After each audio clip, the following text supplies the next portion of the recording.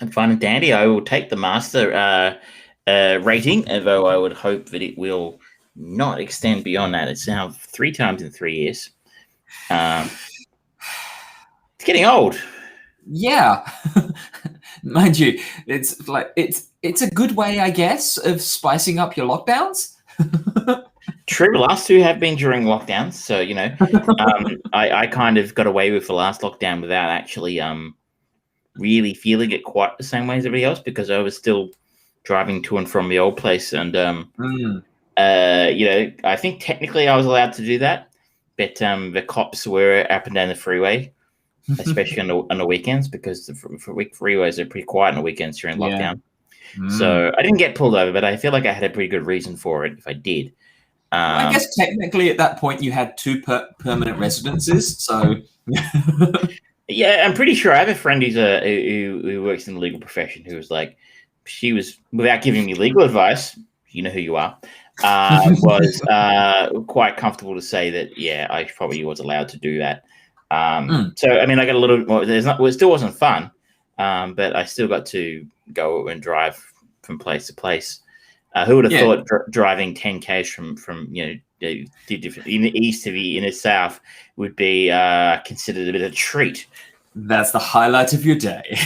Like I watch sometimes. One of my guilty pleasures is watching dash cam videos. Don't at me. I just enjoy watching shitty drivers. Hey, it's great watching the chaos and not being directly involved. But what I enjoy is, like, you have people. I like trying to tell where people are. Sometimes it's fun if you're in Melbourne. I'm like, I know where that is. But like if you're in another state and you see them going through Coolangatta or something in Queensland, you're like, do you remember when, like, you go driving to Coolangatta was a thing you could just do? You could just get in the car now and go, I could drive to Queensland if I wanted issues. Sorry. Are you back? Sorry about any bad internet. And he's frozen. Maybe he's lost the power again. He does. Disaster tends to follow this show wherever it goes. We are the show that God cannot cancel. That's true. I've at least got your audio. There we go. Yeah, and we're both back in sync, I think.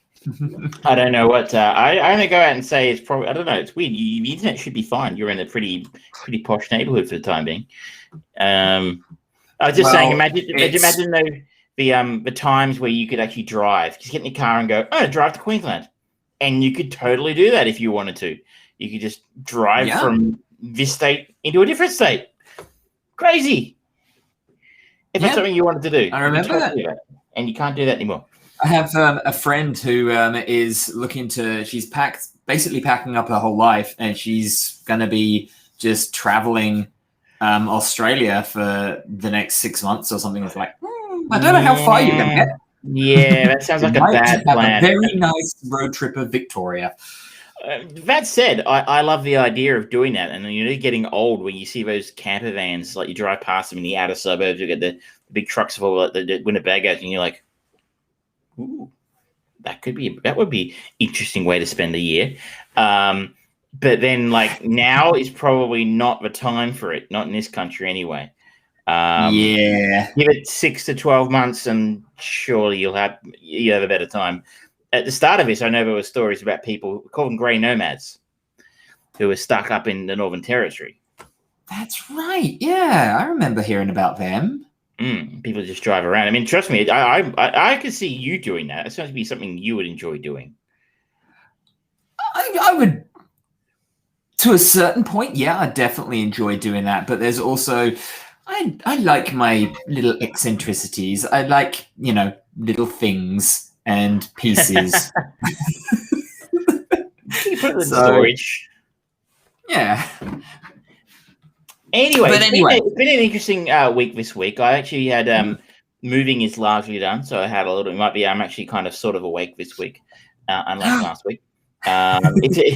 Some might consider that a step backwards. I don't know. We're nothing but classy.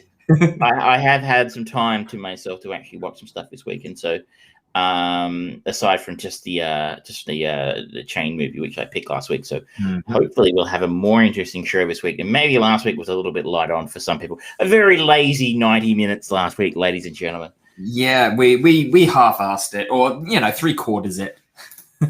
I get to anything less than 2 hours, like, fuck off. Hashtag release the true cut. Pretty much, like people are like, I'm trying to sleep here while I'm listening to this show. We are quality white noise. Exactly. That's we should go on a t-shirt as well. Quality white Ladies noise. and gentlemen, if you want those, make sure you do sound off in the comments, because we will make them and we will sell them. Absolutely. Yeah. Last week, someone did suggest a show God Can't Cancel was suggested. Yep. I'm making a note, ladies and gentlemen. It's right there. The show God Can't Cancel. And quality white noise. Although that does kind of sound a little bit strangely racist. Someone, there's a second person today to observe that. I have to listen to white noise to sleep, and someone said that was someone I was talking to today, and they know who they are. Said they thought that was racist and that we should be about gray noise. And the really, really weird thing is that I had to. I mean, I'd never thought about this before, and I've been listening to white noise generators for years now, and I'd never considered the idea that this might be considered somewhat insensitive to other. But I don't know if you can see it here, but there is white noise, brown noise, pink noise, blue noise, and violet noise. So it's not as crazy as it seems. It's a veritable rainbow of weird, high-pitched hissing noises. Hey, if someone comments on it, there's a market for it. Yeah, I can't. But anyway, there is a thing. There are different colored noises of the world. There you go. All right. Well, with the preamble already at 7 minutes into the show, should we crack on with Dirty Harry? Yeah, let's get on with Dirty Harry, because this was a treat. You this was a bit of a treat. Good one. I did. Awesome. Last week we talked about Bullitt, and the first thing that watching Bullitt made me think of was this movie, Dirty Harry from 1971. So 3 years after Bullitt, when a madman calling himself a Scorpio killer menaces the city, tough as nails San Francisco police inspector Dirty Harry Callahan is assigned to track down and ferret out the crazed psychopath. Famously starring Clint Eastwood in one of his iconic roles as Dirty Harry. I think it's the first of 4 or 5. I can't exactly sure how many Dirty Harry. 4. 4 sequels, so 5 in total, I think. Yeah. Times he played Dirty Harry. Do I want to become famous? Well, do you, punk? A line so good he said it twice. Directed by the much underrated Don Siegel, who also directed Escape from Alcatraz later that decade, which is also a very fine film. He directed the 1956 version of Invasion of the Body Snatchers. Really great, which is a great. No, I don't think it's quite as good as the 1978 version. But I think we can all agree it's better than the Nicole Kidman version. But he does some kind of job here, and of course our link to Bullitt from last week was the score by Lalo Schifrin. Lalo, I'm not sure, but my God, the fucking soundtrack slaps. Like it's really funky. We talked about it a little bit when we were talking about Bullitt, of the kind of the level of escalation of like the wild child cop, and how cool and actually surprisingly civil Steve McQueen's character of Bullitt was. And then just a couple of years later, you get this, and it's like, okay, I'm starting to see the evolution of the hold nothing back cop genre, because in this movie it definitely escalates. There's much more action, for one thing, and he is much more brazen on being fuck you authority. and it makes much more logical sense. Going, hello, Archimedes. True talent of the show is here. Yeah, well, this is what people tune in to see is the dog and not us. There he is. Yeah, and then going to movies, like the Lethal Weapons of the world, that sort of stuff. That this has much more akin to the modern day settings compared to what Bullitt had. It's and it kind of, we wondered about it with Bullitt, of that kind of the Godfather syndrome, and obviously this film's even worse than this one. Like I was saying, trying to describe it to somebody the other day who'd never seen it. Well, and just to follow on from what you're saying, I think this is more than the anti-authoritarian cop. I think this is the birth of the anti-hero. Right here. True. True. He's not a nice man. But I think you're right about the whole idea of the the cop who plays solo, plays by his own. I work alone. I don't need a partner. And screw your book. We do things by the book. Screw a book. And kind of throwing his badge away, and giving a one-liner before killing somebody, a crook and stuff. It's always cliches, rampant throughout the film. But they, of course, this film invented the cliches. Like they weren't cliches when this film was made. This is probably a very different experience for film goers in the early 1970s. Oh yeah. But it's interesting watching the film and just enjoying it purely on a filmic level. I found myself thinking the politics of this are quite interesting, though. Really, as a character. As you said, Harry's not a nice man. I'm not sure he's a particularly good police officer either. No, he's not. He has a throwaway line, kind of as he's got the new partner Chico, and Chico's kind of trying to work out why he's got the nickname Dirty Harry, and it's like, oh, because he's a peeping Dom and pervert, and then he just says, oh, it's because I do all the shit stuff, and it's like, okay. You're saying that right after having saved Jumper, so I don't know if that really qualifies as shit stuff, but you're not really showing very good police work here. You should talk a little about the plot. We did give you the synopsis, but the film opens on a stunningly photographed scene. And we talked last week at length about how I talked at length, at least I crapped on about how beautiful Bullitt was. This is different, but my God, it's gorgeously shot. I mean, the cinematography is incredible. The locations are incredible. And I think that's what made me think from the same thing is similar to what Bullitt did. Similar but different. But the Bullitt really made those San Francisco locations feel cool and dangerous. Where this one really does make them edgy and sexy and lived in and filthy and dirty and, and in a way, San Francisco, again, is a real character here. But the film opens with one of the most stunning shots in the film of our serial killer, a crazy killer, madman calling himself Scorpio, played by Andrew Robinson. Not exactly a household name, but apparently he had to change his phone number after this because people were calling him and making death threats. He was very effective as the Scorpio killer. He was, yeah. Which is very loosely based on the Zodiac killer, I believe. If you want to go down a rabbit hole, you can Google all that shit because no one never caught him. And I do highly recommend the David Fincher film, Zodiac. It's good, yeah, it's good. It's a very measured piece, that one. And interestingly, Clint Eastwood did base his character partially off the real life Dave Toschi, who was the police detective played in Zodiac by Mark Ruffalo. Ironically, Steve McQueen also based his character of Bullitt off Dave Toschi. So famous guy, right?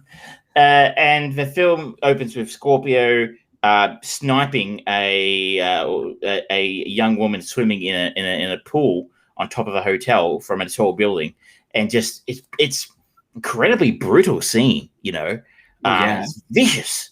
It's a vicious death from a distance. He shoots her right in the back, and you can sort of see her sort of flailing in the water for a little while. before dying and drowning in there, and it's a really, really brutal scene.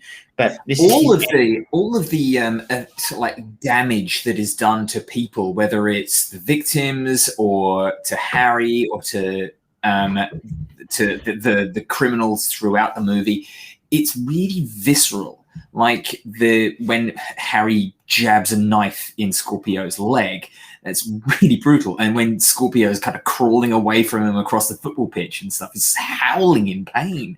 And again, that's that level of kind of real injury. It gets Hollywoodized a lot now. People can comfortably take a shot and keep going, and they're like almost like the Terminator as they go forwards. There's not, unless it's played for jokes more than anything or brevity. If someone gets knifed in the leg, it's like, you fucking stabbed me. It's very, very passive, whereas this, it's brutal, it's harsh, it's horrible. The times where you see Clint Eastwood lying down with bandages and shit on his face and stuff, it's hard. It hits hard.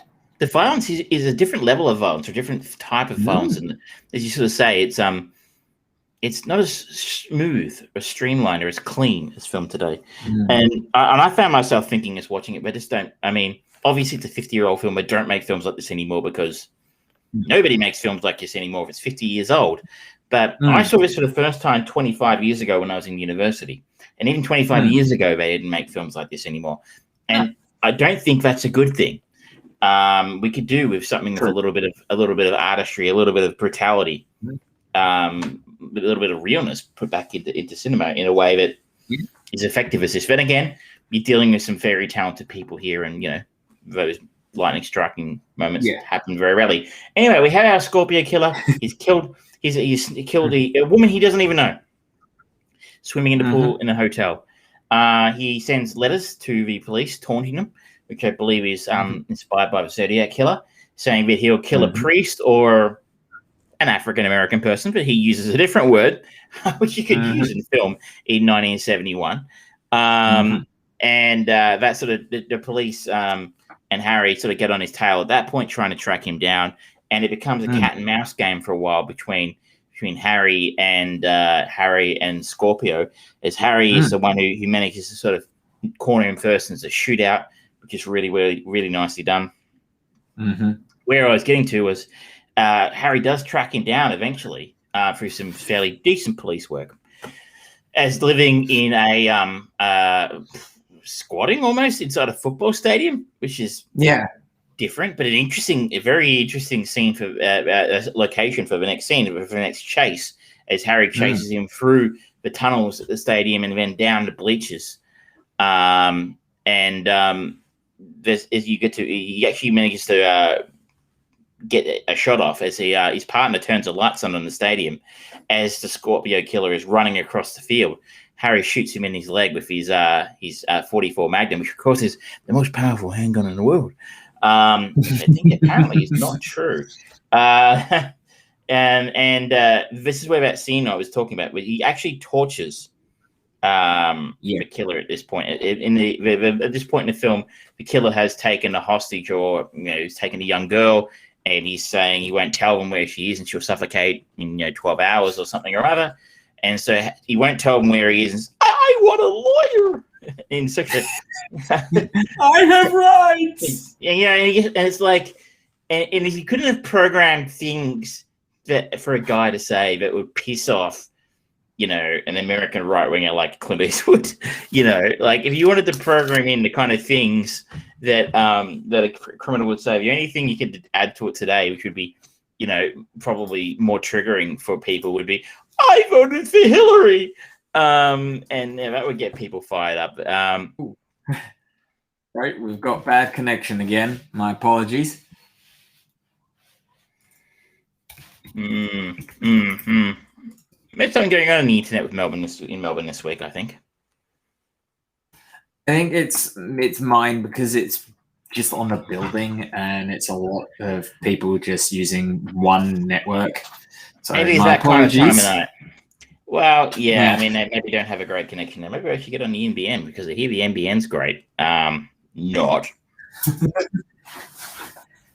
So to try and get the location of where this girl is, Harry basically sticks his foot on the gunshot, but he just put the hole. He just put it in this guy's leg, and there's an absolutely incredible scene of him, as you sort of said, screeching in agony as the camera pans up and away from him on the football field through this. I love that shot. That shot was spine-tinglingly good.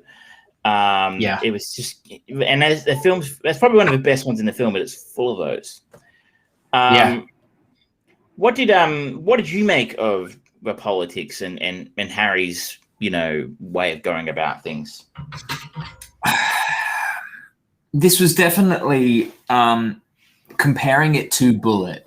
It's definitely more of a flight of fantasy, and that pandering to the kind of elevated machoism that has now very much overpopulated Hollywood and all of the movies coming through. This, as you said at the start, I feel like this is one of the real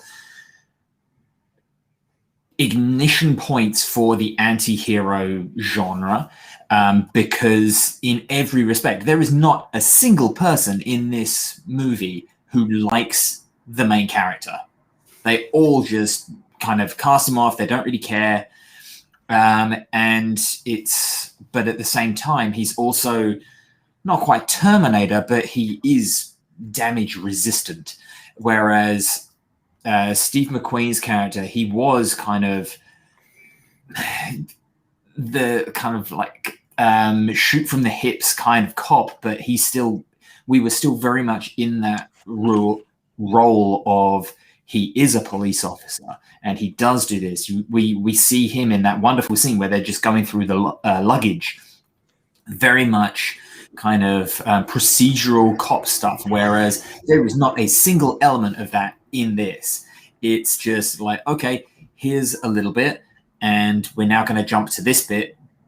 You don't need to know how they got from here to there. We'll just say it in a little bit of dialogue and that's it. We're not going to show you the more of the meticulous nature of this. And that's all that matters in this position. It is much more of an action thing. And I think the way that this movie is shot, it highlights that. You've got these wonderful, so much of the movie is elevated. It is this helicopter view of a city. It's a real verticality to the film, isn't it? Yeah, whereas Bullitt was much more ground-based, and we talked about how good it was having the dash cams going through as they're doing those chases. That was sort of like literally you're on the ground in the role of a cop. That movie wanted you to be the cop. In this, you're just taking it in and you're seeing a grander picture. When you look at the politics of it, there was that element of antagonistic nature between the cops and the DA.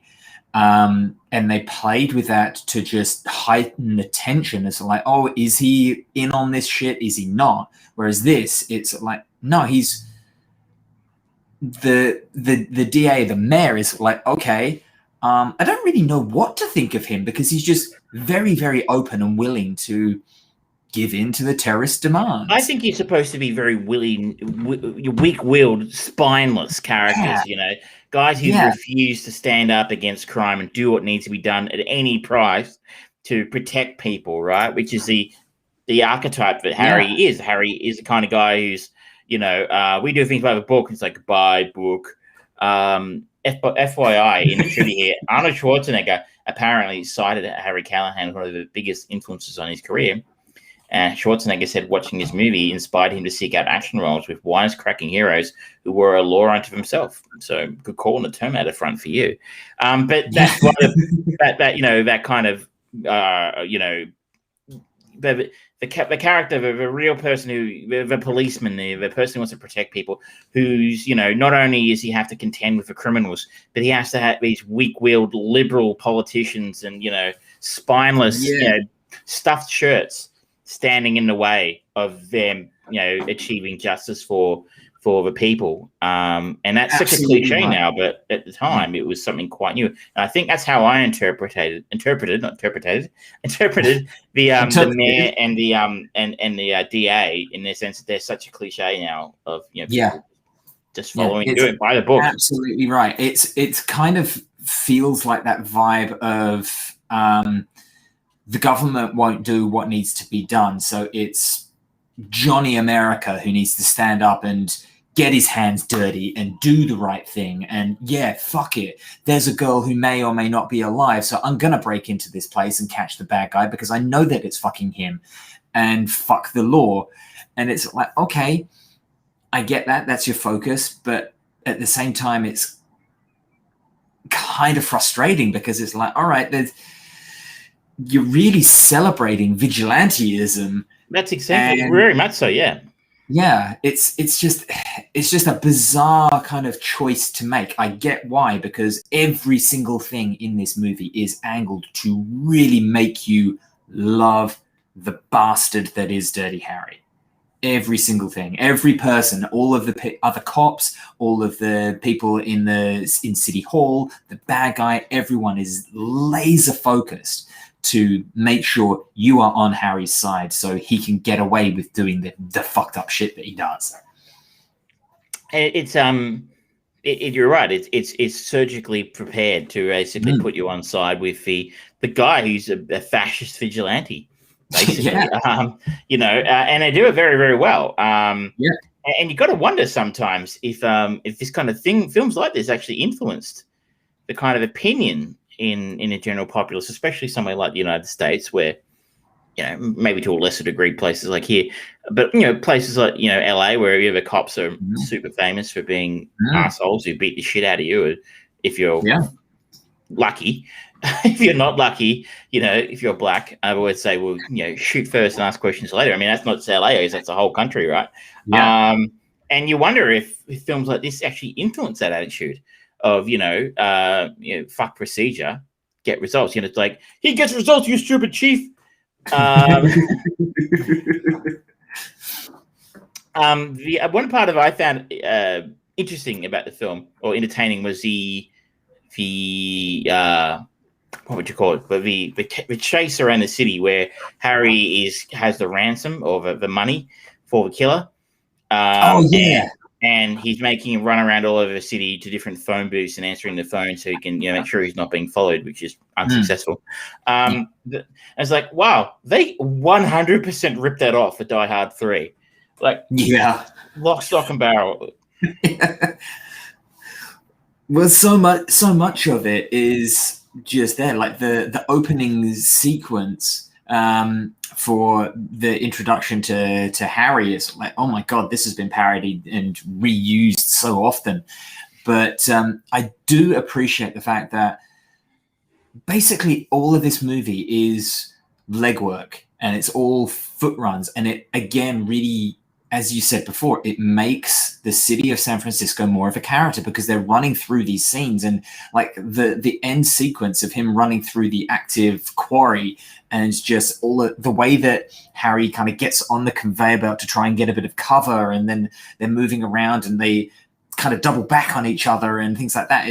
It's really, really good, and it feels close, and especially when the fact that at the start of the movie it is the Scorpio uses a sniper rifle to get his target, and then the next time we see him going after someone, he's using machine gun, which is a closer range, and then the next time it's literally knife, and then it's this chase sequence. It's all about zooming in and in and in and in and coming in on this final moment, and I think a part of that is to, at the end, feel an element of hope for Harry when he finally chooses, because he has a moment where he talks and he says, I don't know why I keep doing this. And then him throwing his badge into the lake. It's like, okay, that was very, very well done overall for a narrative way of kind of literally zooming in on the story that they want to throughout the movie. It was great. You can watch this film again and again and again, by the way. I mean, I'm going to try to put the politics aside and say it's a great piece of art. The music, as I started earlier, is incredible. The cinematography is priceless. I mean, we talked about a couple of scenes. The other one that was always really memorable to me was at the end of a film, in the spoilers for a 50-year-old film. Scorpio takes a school bus full of children hostage. I feel like they did that in another film as well. It's a reference to Zodiac Killer. Zodiac threatened to do it, but he didn't. So he's trying to drive these kids in the bus to the airport. And there's a scene where they come around the corner and they have a shot from a bus's perspective of an upcoming bridge. And just standing on the bridge by himself, just by standing there, is Harry. Just sort of standing there, almost like an avenging angel. And you can see the terror across Scorpio's face, and he's trying to get it to turn around or go too fast or jump to the other side of a bridge. And just the scene of it, this looming figure on top of a bridge is just, I don't understand exactly why it's so good, but it's amazing. And it just feels it's iconic. Yeah. And it almost feels with dread. Like you almost for a second, I feel like associate with the killer a little bit. And you're like, that's a terrifying thing for him to see, is that his nemesis is basically tracked him down and he's stalking his prey. It's beautifully shot. And the film is full of these little treats. And you don't need to be Roger Ebert to actually enjoy them. I think as a whole production, these little things add up to it just looks different. It feels different. The violence feels different. The acting, the politics, it comes together as a really juicy little package of if you're a film historian, if you like to know where your films come from, why do they make police films like they make them today? See this. If you just like a good action story, see this. In fact, I would suggest seeing the all of the Dirty Harry films. They're all quite good. But it's wonderful, really, really wonderful. I hadn't watched it before, and this was just really stunning. And I was really impressed with, like I mentioned, the use of sound in Bullitt, and kind of simulating it a little bit to Chris Nolan's bizarre choices in Tenet. It still has some of those kind of older audio connections where techniques haven't been refined and stuff, but it does a better job of actually utilizing a lot of those noises. It uses a lot more silence for sequences. Like you at least I felt like I was holding my breath when Zodiac was just drifting the focus around, even when he's not got the gun and he's just kind of scoping things out for his second kill. Just the way that he just kind of really reduced the noise down to bare minimum. You just hear him kind of panicked breathing as he's kind of trying to find his target. It's like,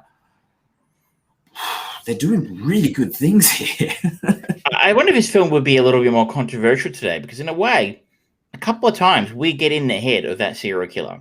A couple of times, this is a film from his perspective. The scene you're talking about where he's stalking his second kill around a park, which fortunately is interrupted, is really fascinating. And you just don't see that very often in film. When have you seen a film which actually pops you inside the head of the killer for 5 minutes? Doesn't happen. Yeah. If that's all, it's extraordinarily rare, because most of the time it's like, oh no, we don't want you to empathize with the bad guy. No, don't be silly. But that can make for really, really interesting stuff. You think about how they got you onto kind of both sides with a movie like Heat with Robert De Niro and Al Pacino's characters. It's, when done well, it is so good, and it really invigorates the audience and invests more in the story, because by the time you have that final showdown of just those two, which is the iconic storytelling device, you feel really invested. And you can't really do that if you're only telling one side of the story, unless it's a sort of like, yay for Earth kind of thing. I don't know, but I'd say it's giving us both sides of a story in a way. It's like, what I think is interesting about a scene where we sit inside the killer's head is it actually ratchets up the tension for us as the audience. It's scary. It kind of more terrifying. But he's about to shoot this poor guy in a park eating his ice cream innocently on a sunny day. And so we're not necessarily, I'm not sure I'd call it empathizing with him because we never learn anything about him. It should be noted in this film. He isn't given a name. He has we learn nothing about his motives at all. Interestingly, Andrew Robinson, apparently, who I should note, doesn't get enough. I mean, he's not a big name, but he should be given a lot of credit for why this film works. He was a brilliant choice. He really is maniacal and a fantastic. And he's shown to be intelligent as well. Exactly. Well, he actually hires someone to beat the shit out of him to discredit Harry Callahan later in the film. But he's really terrifying as the killer in this film. But I don't empathize with him in that moment. Like I said, when we see Harry in the bridge, I'm not sure I'm empathizing with him, but for that moment, you feel kind of his terror, his fear. But I don't know if it's the same thing as I'm empathizing with him for feeling fear. And the scene where he's tracking his prey in the park, I'm not sure, or in the first kill at the start of the movie, I'm not sure we're empathizing with him. It's actually a little bit like being in the body of the slasher in a slasher movie, and it's actually quite terrifying. And again, not a narrative device you see used all that often. If we're forgetting one, jump in the chat, tell us what it is. Jump on the Facebook page, tell us, hey, you've forgotten about blah. They do that all the time in that particular thing that you haven't thought about. But it's it's 100% original. It's taken the good stuff out of Bullitt and it's turned those things up to 11. I'm also very glad they avoided doing a car chase in this because, well, 2 car chases, in San Francisco in a few years, it would have been a big cliche. Yeah. But in spite of that, they still do some really excellent stuff, and even just little bits like apparently Clint Eastwood directed the suicide jumper sequence, and just him just getting in that little cherry picker and going up and just dragging it down. It was really, again, it highlighted part of the character of the city. It built you more information about the character, and particularly with that scene, the use of dark and light with the spotlights on the building, on the spotlights on the action. They used light really well throughout the whole movie. Like, when they're first trying to capture Scorpio, and he's got Chica there and so don't turn the light on until I tell you, and they highlight and they spotlight him, and then you have this moment, and then again where he's being chased across the football stadium and the lights just flood the stadium. They use light and dark really, really well. Really, I've got a big crush on this movie. Look, I mean, I cheated a bit because I've seen it a few times. I studied this for cinema studies at university. It gives you an idea the kind of esteem it's held in. Academics use this film to teach. I'm glad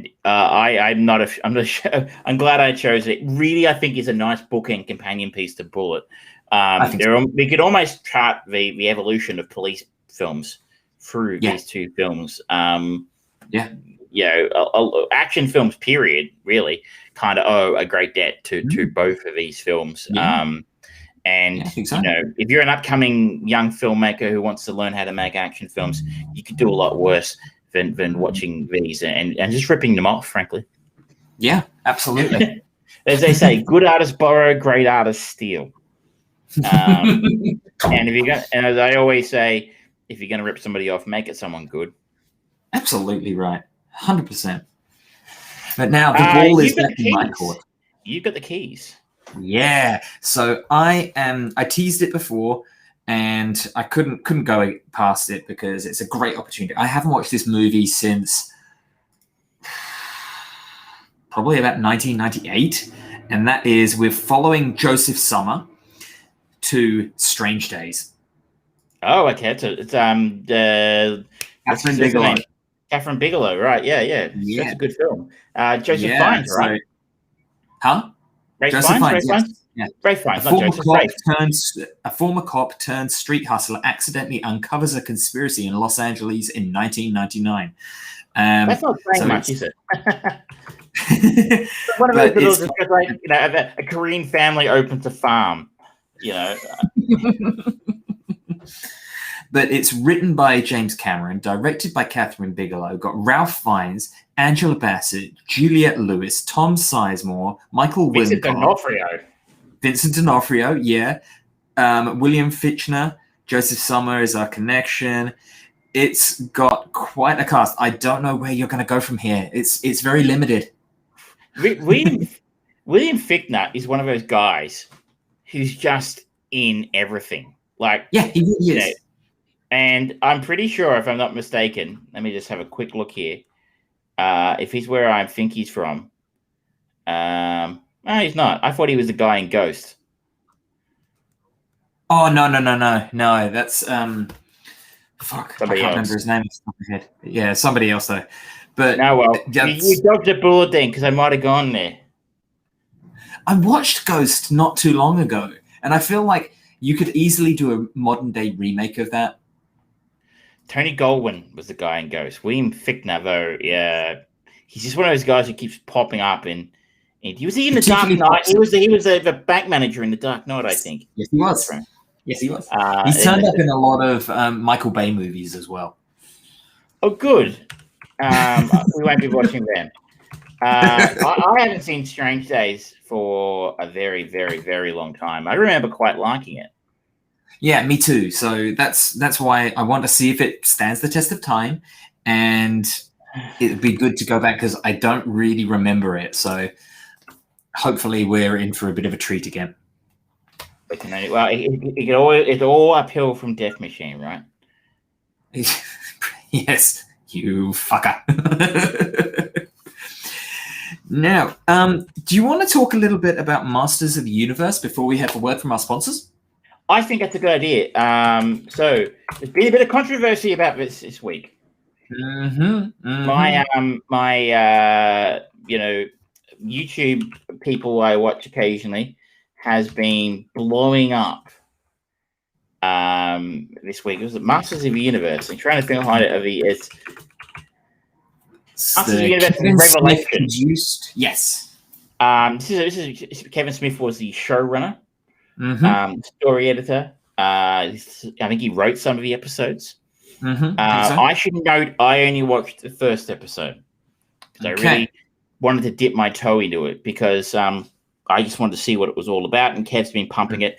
Now, a bit of background. I grew up, I don't know about you, I grew up watching He-Man when I was a kid. I had the action figures. I had Castle Grayskull. So did I. Desperately wanted Snake Mountain.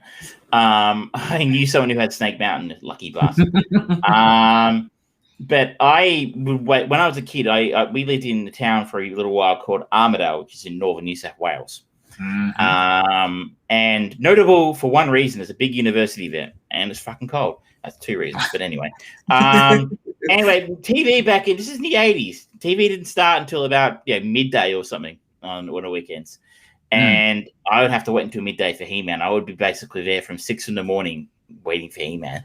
I loved He-Man, but I think it's one of those shows that when you go back and revisit, they put it out in DVD in the early 2000s. And I think I bought my brother the He-Man and She-Ra Christmas special. It's a joke for Christmas once. And we watched it on Christmas afternoon, as you do. And I was like, ooh, this is pretty shitty. Anything you put Christmas special on, you can already smell it on it. Pretty much. And it wasn't just the Christmas stuff, but like, and you go back and watch some of the other stuff, you're like, oh, wow, the animation's really shitty. The stories are really cheesy and lame. And, oh, God, no. Fair to say, that phase of my life has been well and truly left in my very young years. I've been very surprised to find how big of a fan community there still is for He-Man stuff. Like, it's a big community of people who are still big fans of it. And not just like, this funny, cheesy show I used to watch when I was a kid. People give a shit about this. And they are fucking furious about what Kevin's done with Revelation. It's really interesting looking at that sort of stuff because Netflix, who created the show, also revitalized She-Ra a couple of years ago. And She-Ra has become actually a very, very successful alternative, unusual take on it, where they have really embraced like LGBTQI community, and it's been brought into the story. And it's quite a radical change from certainly what I first think of when I think of She-Ra. And so I think they were trying to kind of capture lightning in a bottle a little bit with this and try and get He-Man really big and relevant. And, you know, you get Kevin Smith involved, and he is possibly the world's most famous geek, and he loves this sort of stuff. This is from his era. This is the sort of stuff that you could imagine Dante talking ravenously about in Clerks in some form or another. And so it kind of feels like it should have been a success. But I've watched all of this season, and there's something not quite right about it. I can't quite work it out. I got to be honest. I watched the first episode. I kind of liked it. I liked it. I didn't think it was anything wrong with it. There's nothing bad about it, and I thought it was actually a really.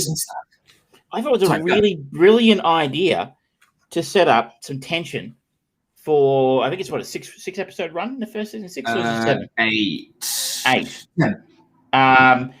And I felt like it was a real. I might even go back and watch the rest of it, which is something because I had zero intention of watching this until all the controversy landed, and I kind of thought I need to check it out and make up my own mind. So basically, episode 1 involves Skeletor pulling the usual Skeletor shit. Now voiced by the one, the only, the greatest of all time, Mark Hamill. And it's a very recognizable voice, though, isn't it? It's a bit distracting. Yeah, I think that this is Exhibit A, that Mark Hamill should no longer be doing voices of bad guys. I enjoyed it because it's like, I know it's Mark Hamill, but I still like him. He's incredibly likable, but at the same time, like especially when like this rendition of Skeletor is a bit more manic, and it's like, oh, this is just dancing a little too close to Mark Hamill Joker for me. You know, they're very different characters, they're very different ideas. So, come on, try and do something a little different. I love him. He's fantastic at doing bad guys, and I love his voice. But I think he's done bad guys too many times, and now it's just recycling a little bit. And he's pulling his usual Skeletor shit, trying to take over Castle Grayskull, manages to get in the front door, is assaulting the sorceress, and basically forces He-Man to come in, and they go toe-to-toe. Mm-hmm. Skeletor has almost won the battle and unlocked the secret shit for the heart of Castle Grayskull. And essentially, to cut it down to sorry, I should put a spoiler alert on, but I'm about to give away a pretty big plot point. Spoilers. Episode 1. Spoilers. This is only a week old, so I really shouldn't. But I mean, the fact that Skeletor is doing Skeletor shit is probably not a spoiler. So you've been warned. He-Man is basically forced to sacrifice himself to prevent Skeletor from winning and gaining control of, Castle Grayskull's secrets, etc. And I think the real controversy here, and you can tell me a little bit more about this with the further episodes, is that it sets up the show to follow Teela after that. Teela leads, I think, a small band of warriors. Mm-hmm. And it's set up to basically make Teela much more of a central character than perhaps she was in the 80s cartoon, which has upset a lot of people. Mm-hmm. So the thing that I think a lot of people it's the preconceived notions. They've heard, He-Man's coming back. The clue is in the title of this series, though. It's not He-Man and the Masters of the Universe. It is just Masters of the Universe. This is not a story about He-Man. And people are going to be pissed with that. It would be like having, I'm sure we'll talk a little bit about it later on, but having Ghostbusters movie come out and it not actually be about Ghostbusters. There's a lot of preconceived notions that come with a title. And I think if people actually just get over themselves and admit that what happens at the end of episode 1, I won't go into details just in case anyone is very sensitive to that stuff, but it is a brave narrative choice that they go on. It's like, okay, yep, this is going to happen, and everything else is going to revolve around that moment. And I think you're 100% right. I mean, I haven't watched the rest of the series, so I'll just put that there again. But I thought that was a really brave, excellent choice, because part of the dullness of the original show is He-Man's OP. Yeah. He basically is the thing we complain about with Superman. It's kind of the same thing with He-Man. Like, he can't be defeated, right? He's too strong. He's way stronger than he's Skeletor. He's always got some sort of trick up his sleeve. It means he can't be beaten. So what better way to have set off the tension in your series than basically remove him from the equation? It's a little bit like what they did with Justice League in a way, right? If you've done Justice League right from the start, you remove Superman dies at the end of Batman v Superman for whatever reason. When you start out Justice League, the most powerful member of the group is off the table. Yeah, and then in a better world, as powerful as Aquaman and Wonder Woman and Batman and co are, you feel some genuine tension that maybe they're not capable of being insert bad guy here. When you have shitty Steppenwolf and you do what you did, that didn't really work out. But the idea made sense, right? But you don't, if you've got a super group with Superman in there, you're like, who's going to be Superman? It's going to take some effort to take him off the table. You can put him back in later, which I assume this show does. But I think that's the thing that a lot of people are doing is it's the same thing that we see it with the ratings of all of these shows. Like this when the first Mandalorian season 1, episode 1 got launched, everyone fucking loved it because it's like, oh, it's a return to classic Star Wars stars, and there were people just reviewing it and doing all these breakdowns and stuff before watching the rest of it. So regardless of what was going to happen for the rest of it, they had made up their mind, this is fucking amazing, and that is where I'm going to stand and I'm going to scream about it.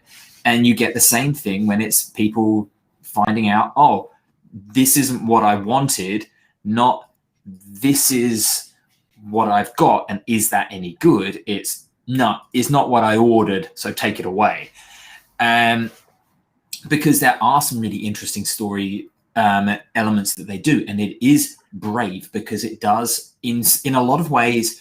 Like the thing that I really appreciate for Star Wars The Last Jedi, Rian Johnson tried to do new things with the characters and put them into new scenarios and change things a little bit. He didn't succeed because there was no overarching story. We've gone into that ad nauseum for the later trilogy. But I appreciate putting those established characters in unusual circumstances. And that is what Kevin Smith has done with this. He has taken characters out that are OP or that are overused and gone, okay, you know what? Let's follow a story here. And Evelyn gets a really good story arc throughout this as well. And it's like, this is great. These characters, which I remember collecting the figures for, I've actually got more investment. I understand more about who they are and what they're going for, where they're driving for. It's good. It actually evolves the world. And so hopefully it's a success that they can continue in the next season and keep telling this overall story, because throughout the whole of season 1, it feels like this is telling its unique story in season 1, but it keeps giving a lot of nice little nods of, this could be a thing in the future. This could be a thing in the future. And it just continues to build the world. Fantastic. Great narrative storytelling. I think the other part that's got people pissed is that Kevin lied. The Kevin lied little angle is what I've seen a few times. And that's background. About a year ago, somebody on Twitter said, apparently the Kevin Smith He-Man show is going to be mainly about Teela. She's going to be the main character, not about He-Man. And Kevin said that he basically he went out of his way to retweet the guy and said, "No, that's not how it is. Basically, that's bullshit." And now the people look at the show and they are interpreting that Teela is the main character, and they the other part, the sub level of their being pissed off is the fact that, like, well, Kev said this wasn't going to be how it is, and this is how it is. So, Kevin lied. I found this, like I said, I found it. I thought animation's great, by the way. It looks really, really good. As this is measured as a sequel to the original series, it fits visually. It's perfect. It's not as crappy as the last one, but it looks similar enough. But I just, I've been want to complain before about things going woke, and I got to try and stop to use that word quite so much. But there is an element in Hollywood today of really pushing that angle, right? Like representation. And I've said it ad nauseum as well. I agree. Representation matters.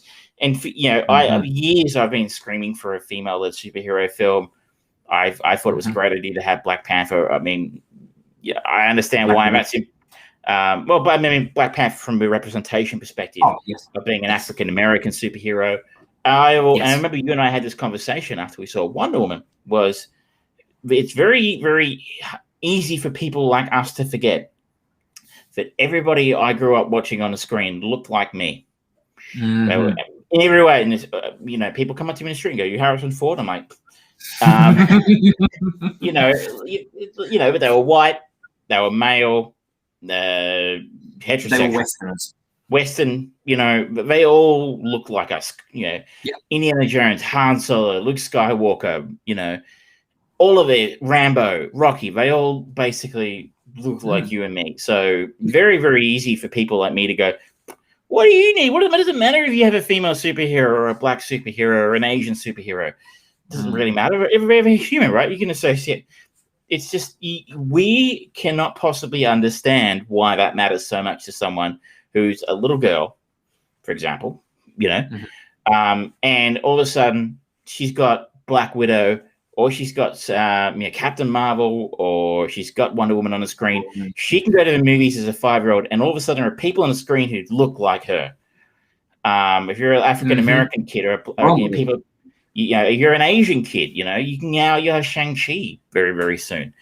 I would prefer that these films were done a little bit more with a bit more artistic merit, rather than just shoving it in there in a really classless, obvious, tacky way.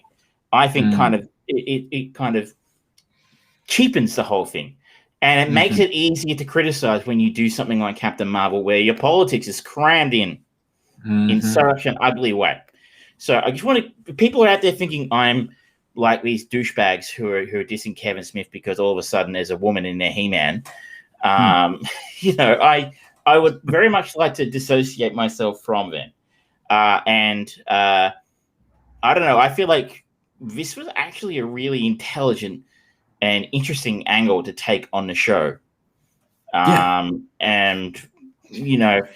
just because I think there's a lot of misogyny at play here. There genuinely is. And I mean, maybe it's to be expected when the main character of Masters of the Universe is literally He-Man, and it's celebrating muscly He-Man and always lambasting the Adam side of the persona.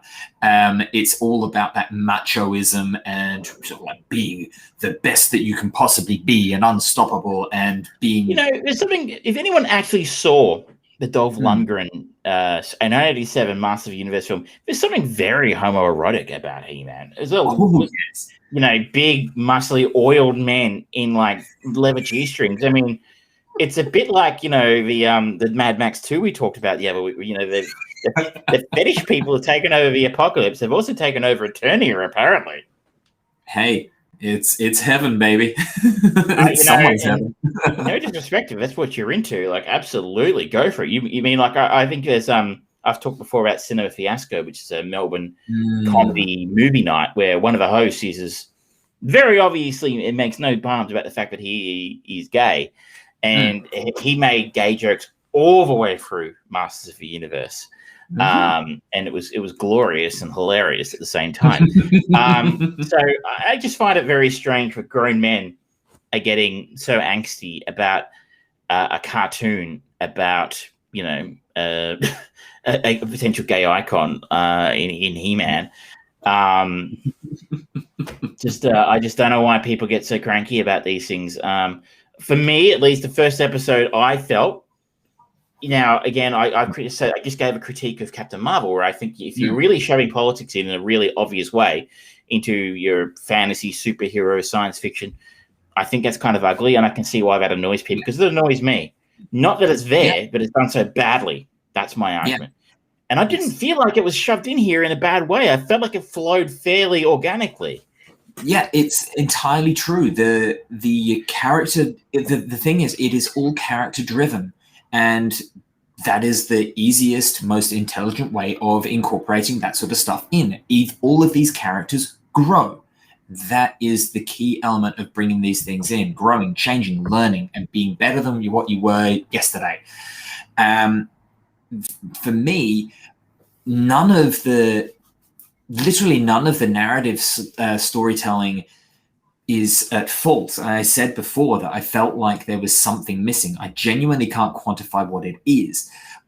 Maybe it's just because it grows so much of the characters in the world of Masters of the Universe that you don't actually get much genuine kind of chronological story development. You get a lot of character development, but it feels like, okay, I've just watched through every single episode of this season, and they're not short episodes. They're relatively, they're meaty animated TV episode lengths, and you kind of go, okay, this must be what it's like for all of my players in D&D, where in the real world we've been playing for 2 years. In the game, it's been 2.5 weeks. The time dilation is really bizarre.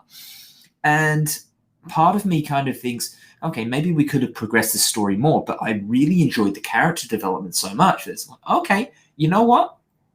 I'll give them a pass for this one, because they've now set up some really interesting inter-character challenges, and new relationships have been forged that I want to see developed and go forwards. And it just serves to continue the story, which has always been when you look at He-Man and Masters of the Universe when it first came out, or you look at Teenage Mutant Ninja Turtles cartoon series, or Batman the Animated Series, all of these classic cartoon shows from the 70s, 80s, and 90s, none of them had overarching stories. And now we have all, because of so many successful TV shows that have made it big, like Game of Thrones, like any of the long form TV shows, like the movies that we watch now, where we all want those shared universes, the MCU and all of that stuff. Overarching story is the primary selling point for everything. They were just selling individual episodes that have no bearing to the next one. I think people forget is that the TV show was made to sell toys. Yes, exactly. This is not trying to sell toys, because that's already been established. It is trying to sell you back on what you've already fucking bought into. So if you don't like it, then you do have to question, okay, was this ever actually for me, or did I just want action toys? In which case, cool. You don't need to fuck up something else just because it's actually trying to do something inventive. It's really actually opened my eyes. I have a few YouTubers I'm quite a fan of who they sometimes do interesting film reviews, but they just I feel like they can make, like sometimes YouTubers figure out what their algorithm gets them more views, and I feel like it's just hardcore, borderline misogynistic, anti-woke agenda. So it's disappointing. I would just say, if you're interested, pay no attention to the bad reviews. Not just because we're saying it's good. If you listen to us, you have a fair idea of what we like, and you can make up your own mind about whether or not you want to trust us. But it's been review bombed to hell and back. Yeah, I mean, people who are reviewing this haven't even seen it, probably. And I'm looking at the star rating on IMDb, and it's 6.5, 5.4, 5.6, 5.9, 5.8. It's all very middling, which is woefully unfair because the animation is beautiful, the voice work is great, the storytelling is top notch. I'm genuinely shocked that people aren't able to actually just look at it and go, okay, this is telling a story, because it's character fucking drawn, which is what we love here. Where this is something that we have spouted from the rooftops. Maybe I shouldn't be surprised, but this is doing such good things. It is wonderful. And this is another feather in the cap for Netflix animation department. This is great. The Castlevania series is great. She-Ra is great. I'm looking forward to all of the other shows that are coming in the animation section, because these are shows that are not for kids either. These are for adults who have grown up on these things. They're going, okay, this was popular in the 70s, 80s, 90s. We're going to modernize it and bring it forwards, and we're going to keep that a core audience. We're going to tell something good. We're going to do something interesting with it. Love it. Yes, please. More of it. Thank you. Absolutely. It's a pretty decent effort for a show that I had zero interest in. Yeah. I enjoyed it. Yeah. So I think it's time for a word from our sponsor this week. Who are our sponsors this week? Our sponsor this week is the 1992 documentary Melbourne, A Living City. And it is a lazy 2 hours, 3-minute watch of a 1992 puff piece documentary about what's awesome about Melbourne, which I would be of very little interest to you, but for those who are old enough to remember, it's quite fun. But I've chosen a choice commercial break from whoever it was who VHS this off a telly back in the early 90s. So this has been curated this week. There we go.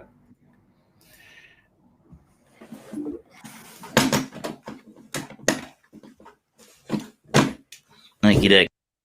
Diana, Princess of Wales, perhaps the most admired woman in the world, now shrouded in scandal.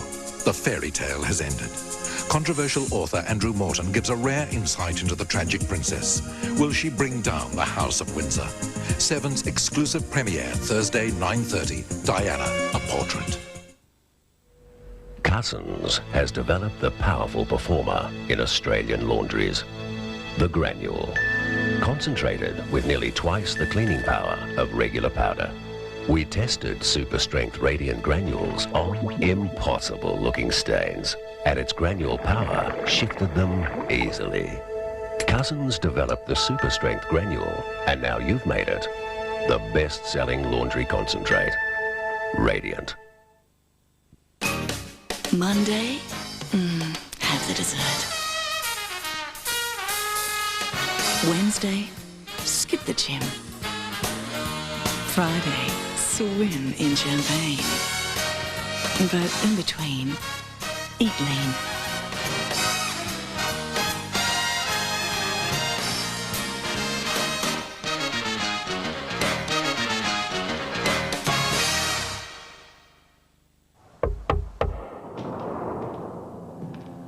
We have not received the amount owing on our last... Don't touch my feet! No! Get your hands off me! No! No! No! Oh, stop!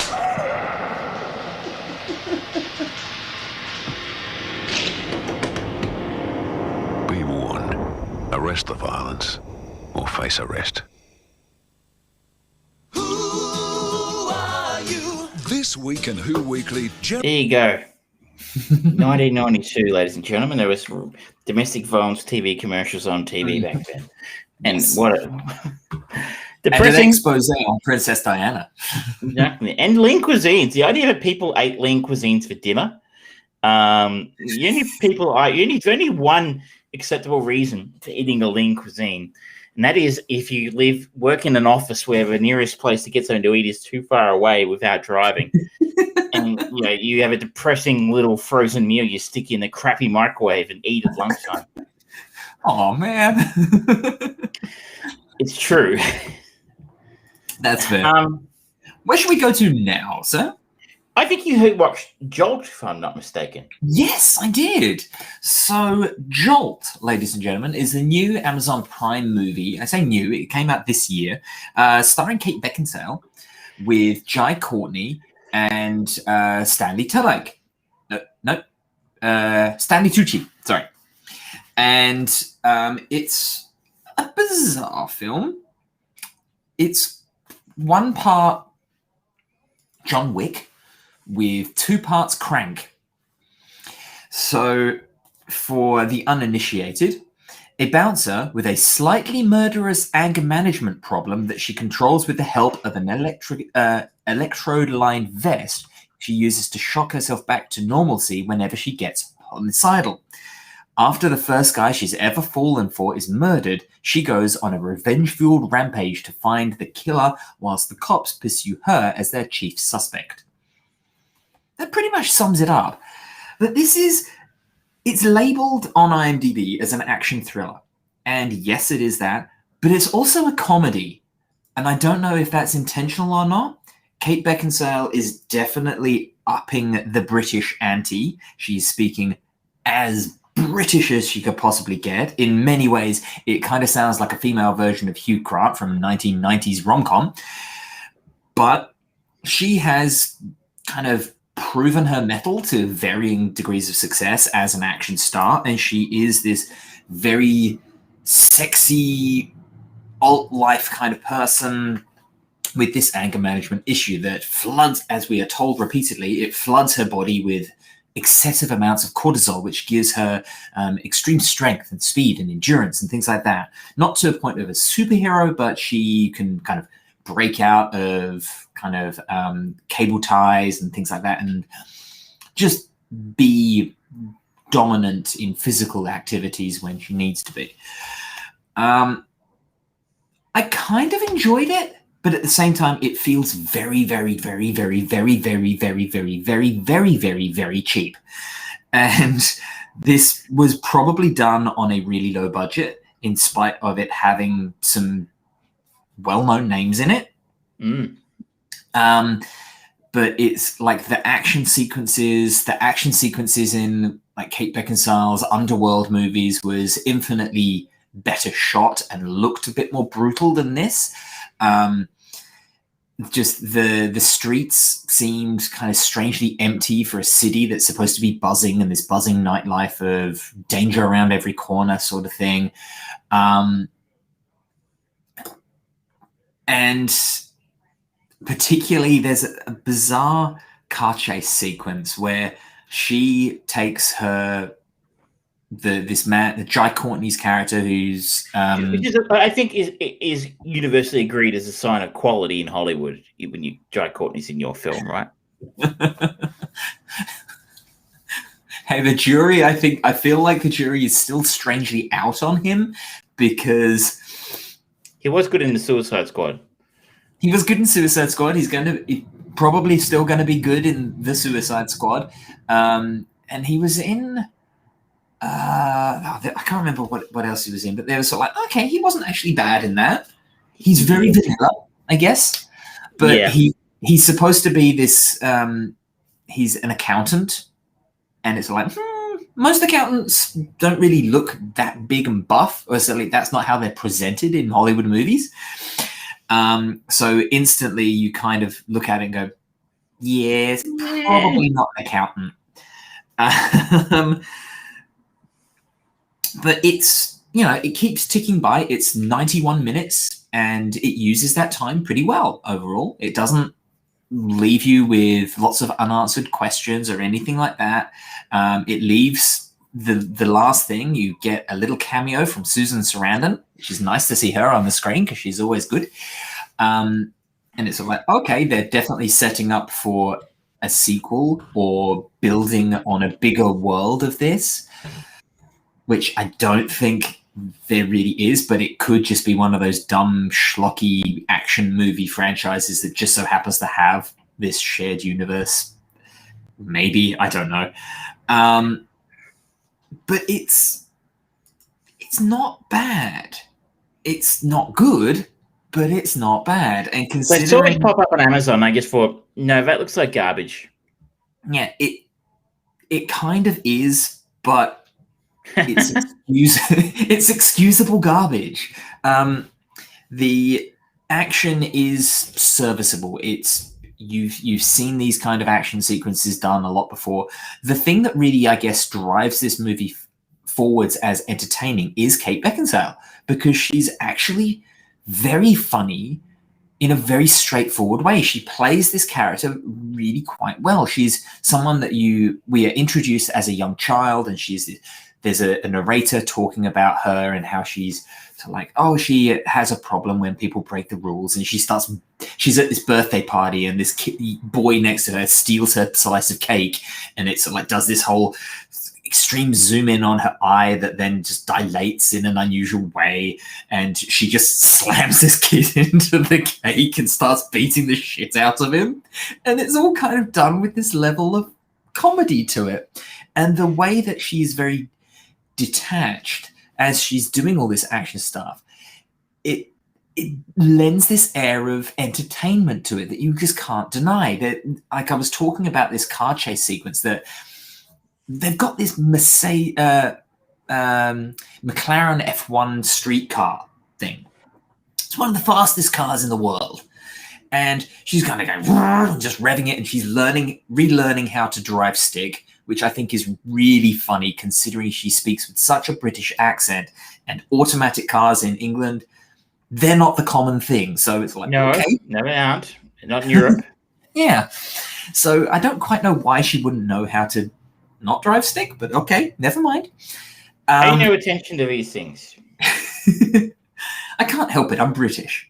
And the action is just obviously very slow, and it's like, oh, going really fast. It just doesn't, visually it doesn't fit. But what's entertaining and engaging about that is she's being followed by the cops. Bobby Carnavan, I think it is. Cannavale? Yes. Bobby Cannavale is one of the cops, and we've also got Laverne Cox, who shot to fame in Orange is the New Black. They are chasing after, and she's got the phone in the front passenger seat on speakerphone, and she's just having this very casual, friendly conversation with these cops, and he's just trying to, like, I'm trying to help you here. Stop! It's like, I'm sorry, I've got to kill these people. They destroyed the man I love. Blah blah blah. And it's all done with this level of comedy and entertainment. It's very, very. It's hard to deny, even throughout the whole thing, right up till the end. You sort of like see the big bad of the movie is played by David Bradley, who most people will know from Walder Frey or as Argus Filch from the Harry Potter series. I know none of these people. You would know him. He was in Hot Fuzz, and he's in that sequence where they go and they investigate the guy who's got all the guns, and he ends up actually having like a landmine, and he's just speaking in such a country accent that no one can understand him. He's like, I just got his phone. It's also in World's End, which was very good. Yeah, so that's the guy. Yep. No, I have no idea who he is. Yeah. But it's been a while since I've seen Hot Fuzz. I tried to watch it again on the weekend. Someone who knows who they are did not agree to watch it. That someone has got problems. I didn't say that. I did. But so everything is actually done in the actors are very clearly having fun in the scenes that they're doing. It's one of the saving graces that I find with the Coen brothers remake of Lady Killers. Tom Hanks is clearly having a lot of fun in that role. The rest of the movie kind of stinks of garbage, but it's undeniable. It's hard to deny an actor who is just having fun, and you can see them having fun with the role. And so if you've got Prime Video, it's free. It's 90 minutes. It is one that you can just watch, have in the background, and just occasionally enjoy this pretty lady beating the shit out of people in relatively entertaining manner. She's funny in it, and the story just doesn't overstay its welcome. It's just very enjoyable. I would encourage people to remember that the person you're describing as a hot woman is funny is Kate Beckinsale, who has never made a decent film in her life. Like, the underworld films were popular for two reasons. They had vampires and she wore that outfit. End of list. They're terrible. She was in Pearl Harbor. Terrible. Van Helsing. Terrible. She's a terrible actress. Yeah, it's hard to deny. That's terrible, terrible. She was in The Aviator, but she had a very small role. Yeah, and even then she was playing someone else who was actually real. Kate Beckinsale and Jai Courtney. I mean, Jai's been in one film, but I thought was good. Yeah. And I like him. He's an Aussie. I mean, this is the man behind Terminator Genesis. I mean, that's not, I haven't watched it. George could be right. It could be funny. I'm just giving people all the information to keep in mind. But Jai Courtney is awful, usually. Kate Beckinsale is usually awful. Somehow they've made this work. Yeah, it's just entertaining. It's just fun. It's like watching your friends reenact something, I guess. But yeah, that's on Prime Video. So if you've got it, if you want to just experience it, if you don't like it after the first 15, 20 minutes, you're not going to like the rest of it because it knows exactly what it's trying to do, and it does that in 90 minutes. There you go. I think I'm going to give that one a miss. You're just a terrible person. Oh, we already knew that. It goes without saying. Now, what are you going to talk about? I had an interesting yin and yang experience this week. So I have been, as one might realize, we talked about it a few weeks ago, been diving into the oeuvre of Argentinian film, which I think is a much maligned and sadly forgotten corner of the world when it comes to film. You don't see a lot of it. I went to the cinema before the last lockdown and saw Heroic Losers. And this weekend I saw, just past, I got to see Nine Queens, which was an Oscar-nominated film, I believe, for Best Foreign Film, if I'm not mistaken. I could be wrong. But it was possibly one of the more famous films this century to come out of Argentina. And Nine Queens stars the George Clooney of Argentina, Ricardo Darín, who I'm actually really starting to get a taste for him as an actor now. Like, he hasn't ever come to Hollywood and done anything in the West, which is a bit of a shame because he's pretty fucking good. And this is a very different type of role. We talked Heroic Losers was kind of a very broad, almost an Argentinian version of a Castle, you know, little man overcoming the big bad bankers, yada, yada, yada. But this one's a very different type of film. This is a heist film, if you will, or a con heist film. And came out in 2000. Early one morning, Marcos observes Juan successfully pulling off a bill-changing scam on a cashier and then getting caught as he attempts to pull the same trick on the next shift. Marcos steps in, claiming to be a policeman, and drags Juan out of the store. Once they are back on the street, Marcos reveals himself to be a fellow swindler. With a game of a much higher stakes in mind, he invites Juan to be his partner in crime. A once-in-a-lifetime scheme seemingly falls in their laps. An old-time con man lists them to sell a forged set of extremely valuable rare stamps, the Nine Queens. The tricky negotiations that ensue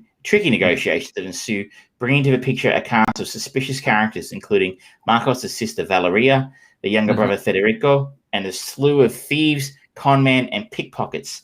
As deceptions mount, it becomes more and more difficult to figure out whom is conning whom. That gives a nice little synopsis. It sounds like just based off of that, it sounds like your typical con man movie where there's plays within plays and within plays on top of plays underneath plays. Yeah, but done really well. Good. So this is a film which probably isn't bringing anything new to the table in terms of con films, heist films. Very early on, I did turn to Michelle, who put me onto this film and said, "You son of a bitch, I'm in." So difficult to take high films seriously now after Rick and Morty. But what works beautifully here is Ricardo Darín is a truly wonderfully sleazy and oily con man who you almost feel like you need a shower after spending a couple of hours with him on the job. He's utterly brilliant as a con man trickster, and he plays Marcos. Opposite him is Gaston Pauls. I'm probably murdering that name. I'm sorry to all of the Spanish speakers, all one of you who are watching this show. He's not been in anything particularly interesting that we would know here in the West. I don't think he was in a Che Guevara film, but Soderbergh directed.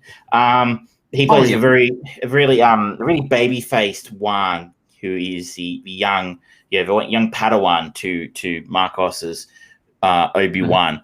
And what I think it makes this film, aside from it before, and he's wonderful, Gaston Pauls as Juan. He plays this wide-eyed, idealistic, and if you can be idealistic as a con man, Juan is an idealistic con man. He's doing it for the right reasons. He's doing it to raise money to get his dad out of jail, I think, from memory. Okay. So whereas Ricardo Darín's Marcos is just doing it because that's what he does, that's what why do sharks eat people? Because that's what sharks do. And that attitude really does pervade the film in a way that perhaps a Western heist film doesn't, where something like the Ocean's films. Why does Danny rob casinos? Because the film needs Danny to rob casinos to be interesting, right? Like, maybe there's some sort of it's been a while since I've seen the Ocean's films, but maybe there's some sort of underlying. Well, Danny's got to get $1 million by sundown, or else, the He-Man Revelations isn't going to get renewed. Masters of Universe Revelations isn't going to be renewed for a second season or something. I don't know. But he was. I can't remember why he's doing things, but I think the undertone of this film is, and it gets there in the end. Is that this is a society where the law is very much a moving feast, right? Like, it isn't set in stone like it is in the West, where these are the goalposts, right? You work within these goalposts because those goalposts are going to be in the same position tomorrow that they were in tonight. So you can play or go straight in a way, because that those laws are there to protect you. That the goalposts are not going to move overnight and basically destroy your hard work for the last however long. Argentina is not a society like that, at least not in the early 2000s. They're coming after a significant period of time under a dictatorship through to the mid to late 80s. During which time there was a little conflict that your home country was involved in. We're having more internet problems, ladies and gentlemen. Sorry. I don't know if people can still hear me, but I will keep talking, and the chance that they can still hear me, and the problems are just at the other end of this conversation. Where are you back? He's frozen, people. I don't think. Hopefully, I'm not frozen. I can never tell if I'm. Unfortunately, the chat's crashed for me, so I can't see what's going on in the chat. I think I'm still recording my audio. I can hear you now. Travis, are you back? You're a bit blurry. Sorry about all the internet troubles this week, people. It's going to be very confusing for the people listening to the podcast. I was just talking just dumbly. As I said, terrible info. Unfortunately for me, the chat has crashed because you kicked someone earlier, which it always does for some reason. You should tell them that, by the way, that you ever have a guest on the call, but they're kicking someone in the chat crashes.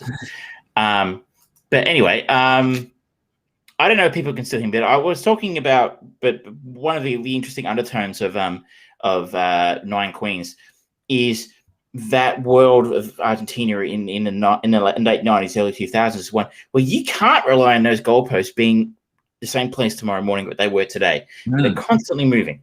And you can make them move if you want. If you never right people and you have enough money, those goalposts move on a user pays basis. So I think the idea behind Marcos's philosophy as a con man is that, like I said, why do sharks eat people? Because that's what sharks do. And I think in his opinion, you need to be a shark to survive. It is almost a Hobbesian world of Argentina where life is nasty, brutish, and short. And if you want to survive, you need to be a shark if you're going to survive swimming with sharks. And I mean, I may not be completely getting it right because obviously I wasn't there at the time, but that was the impression I got from watching this film. And there's some scenes in there. There's particularly one scene here, and I do not want to spoil it. Well, maybe I will, because I can tell you how hard it was to watch this film. It was very, very hard to watch this film in Australia. Very, very hard. Well, I've thrown up the spoilers banner. I literally, you'd have to probably buy the DVD, or we streamed it illegally. And I'm quite happy to say that because I literally couldn't fucking buy it here. If you own the rights, put it on a streaming service, sell it to SBS. Put it on YouTube. I don't give a shit. And so, let me watch this film. But there's a scene at the end where Juan actually is on a train, and there's a kid walking up and down the aisles of a train begging, and I think the idea is he gives out little cards, like I think they're like tarot cards or something. And the idea is that you're supposed to give him a tip. And he gives out his card to Juan, and the kid comes around to Juan to collect the money that you would normally give the kid. And he has a toy car with him, which he's shoplifted earlier in the film for whichever reason, and money. He puts them both, one on each leg, and he gives the kid a choice. And he says, you can have the money, you can have the car.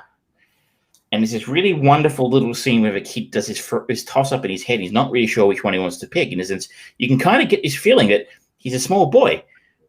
Of course, he probably really wants the car. But, he goes to, in the end, he grabs the cash. Because you can sort of, if you start to put it together in your head, this kid probably has people at home he has to bring his money home to. This kid's probably in some way supporting his family. So... Juan's a nice guy, gives him the car anyway. But I think that scene was really quite evocative to me. And it actually kind of points out some of those hard truths about Argentinian society at the time. Is even from that very early age, you have that sort of ingrained in you that, you need to make money to survive, and you need to do what you need to do that. Quite a wonderful film. If you are lucky enough to live somewhere where there's the DVD store nearby, do they still have those? Maybe the library still has it. I don't know. If maybe it'll be on TV sometime. You're in an op shop, you see this DVD. I would love to tell you to go out and watch it, but it's really hard. And we had to go to a website to stream it, which gave our computer aids. It had to be taken out the back and shot multiple times. Pretty much. It's you got to hang around some sketchy corners of the internet to get to see this kind of thing, which is really, really disappointing in this day and age. With all the streaming services we have available, there's still so much stuff you just can't get your hands on. I don't understand why rights holders do this, but anyway, I will continue to say why. I think I started off by saying I had a nice little bookend or a nice little yin and yang experience. Is that I went ahead and then watched the 2004 US remake. Yes. Now, ironically, the 2004 remake is also incredibly difficult to watch in Australia. It's basically impossible to legally watch in Australia. Fortunately, it's on YouTube. I did not upload it to YouTube, but I did watch it on YouTube. Criminal stars John C. Reilly in the role of what we saw Ricardo Darín, Marcos' role, and Diego Luna as Rodrigo playing the role of Juan with a similar type of role. I found myself, Diego Luna, I'm like, what an interesting little career he had, because he was in that Star Wars movie, Rogue One, and I thought he was very good in Rogue One, a film that I didn't particularly care for. But I liked him very much as Cassian Andor, and I think he actually a lot of people really enjoyed him in that, and like he's done jack shit since then. Really, he does a lot of voice work, some TV work, but not a whole lot in the cinema world, which is kind of strange for he because it was actually a reasonably successful Star Wars film, and there aren't many of those being made anymore. They're kind of that thing of the past. Remember when Star Wars films were successful? The other main role here is Maggie Gyllenhaal playing the role of Valerie, or Valeria, the sister. And wow, it was an interesting experience. And seeing, I think, the original on Saturday and then watching this on Monday. It's like a photocopy of a photocopy. Or do you remember? I don't know if you're old enough to remember, but like, you ever see a videotape that was dubbed too many times, like where it was dubbed off a dub? And someone taped something off TV, and then someone dubbed the tape, and it was kind of. Or you ever hired a copy of Basic Instinct and you got to that bit?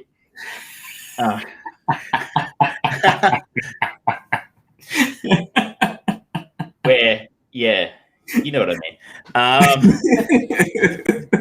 That tape is worn out, Why does it go funny right here? So in this film, two con artists try to swindle a currency collector by selling him a counterfeit copy of an extremely rare bill. Now, interesting to note, this film is around about half an hour shorter, I think, than the original 9. So in the original 9 Queens is an hour 54. This comes in at an hour 27, which is quite short.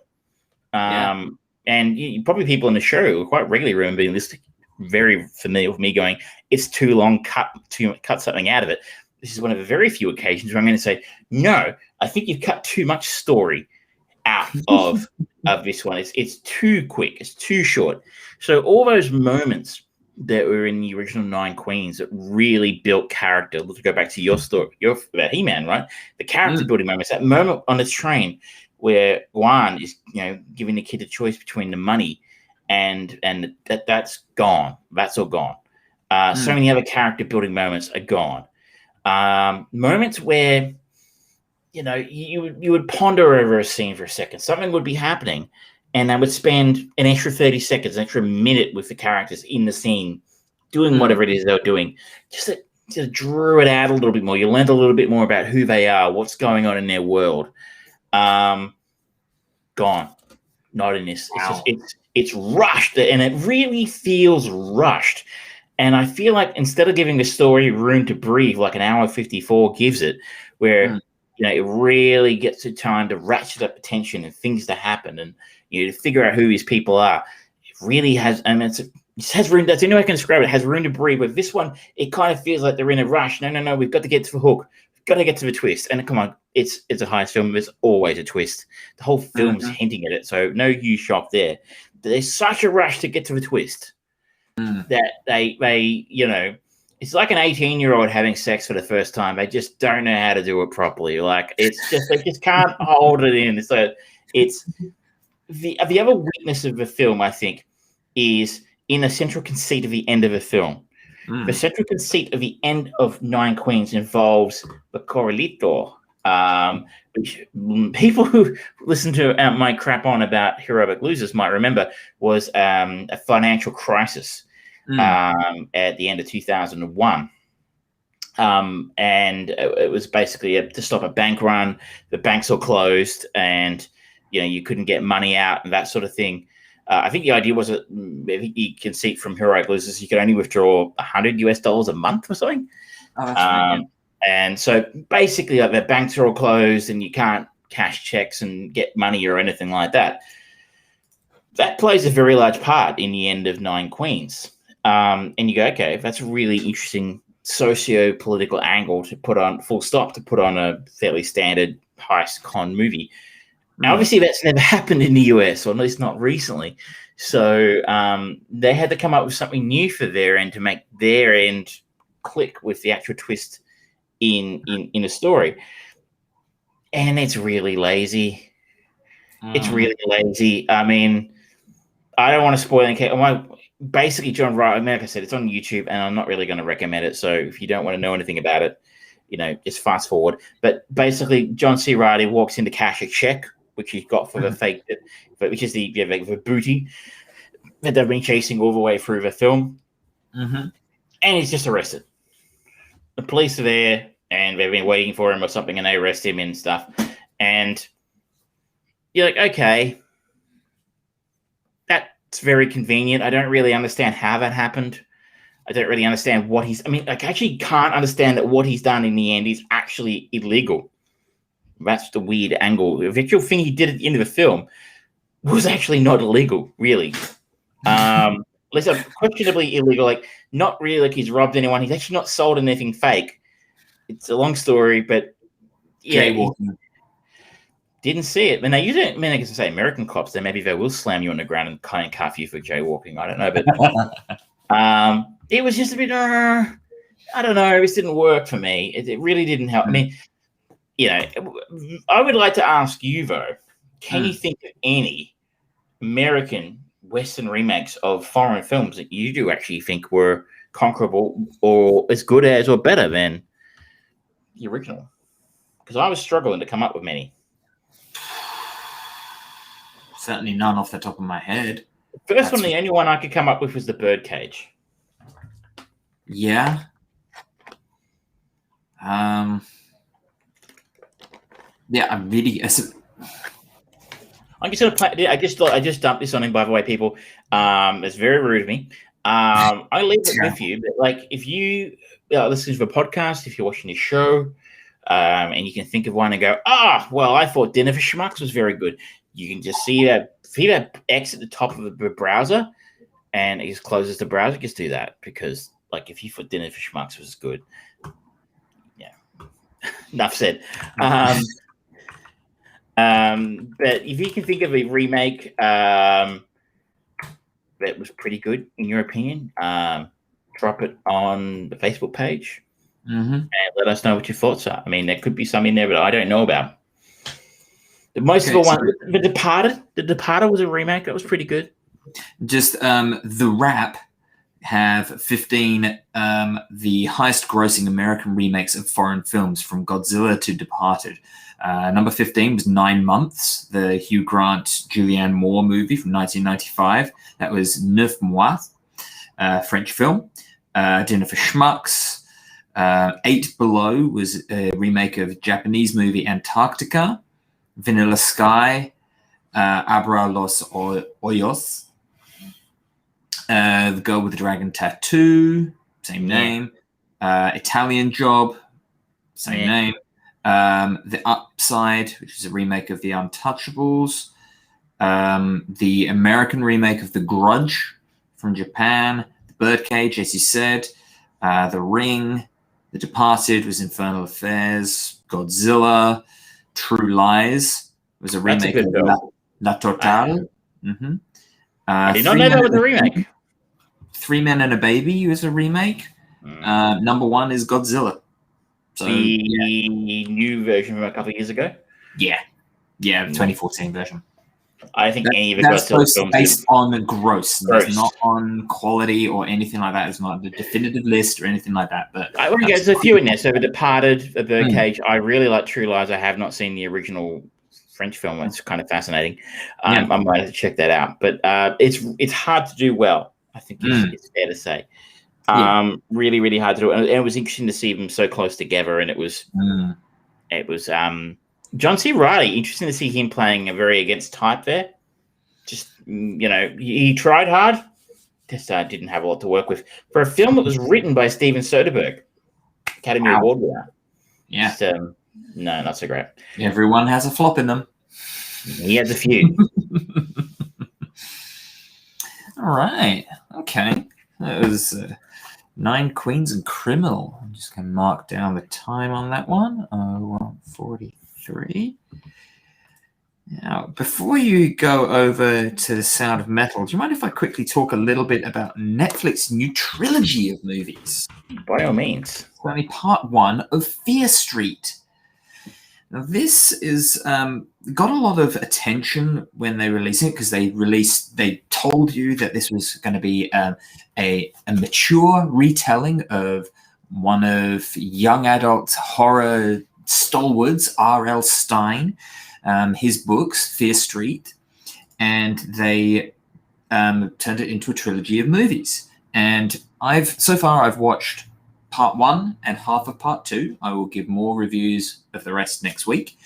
But Fear Street Part 1 is subtitled 1994. And it's a circle of teenage friends accidentally encounter the ancient evil responsible for a series of brutal murders that have plagued their town for over 300 years. Welcome to Shadyside. And there's so much of this that you just look at and you go, oh, if Netflix hadn't have had the success of Stranger Things, we wouldn't be seeing this, because that period piece, that young people in mature scenarios, that is all here. The director, Lee Janik, I haven't really seen anything of her other work. She did a movie Panic for Amazon, which I'm now... Oh, that's a TV series. So I'll be curious to check that out. She directed Outcast, but apart from that, she's not really done much. But she does a really good job of keeping this engaging, and there's definitely... I mean, obviously, it's set in 1994, and if you can quickly check, Travis, for me, when was the first Scream movie? That would have been 1996. Yeah, this feels very much in that same vein, especially with the opening, because we have Maya Hawke, who, as I mentioned before, in season 2 of Stranger Things, and she is in this straight away, and it's very reminiscent. It's almost to the point of being ripped off a little bit for the opening of Scream with Drew Barrymore's big name being killed off in the first 5 minutes. Don't care if that's a spoiler for you or not. It's 5 minutes into the movie. Tough shit. You can deal with it. But the main story revolves around a set of 5 very engaging young actors. We've got Kiana Madeira, who plays Dina. She's certainly the prime protagonist. We've got Olivia Scott Welsh, who plays Samantha. Benjamin Flores Jr. He's Dina's brother.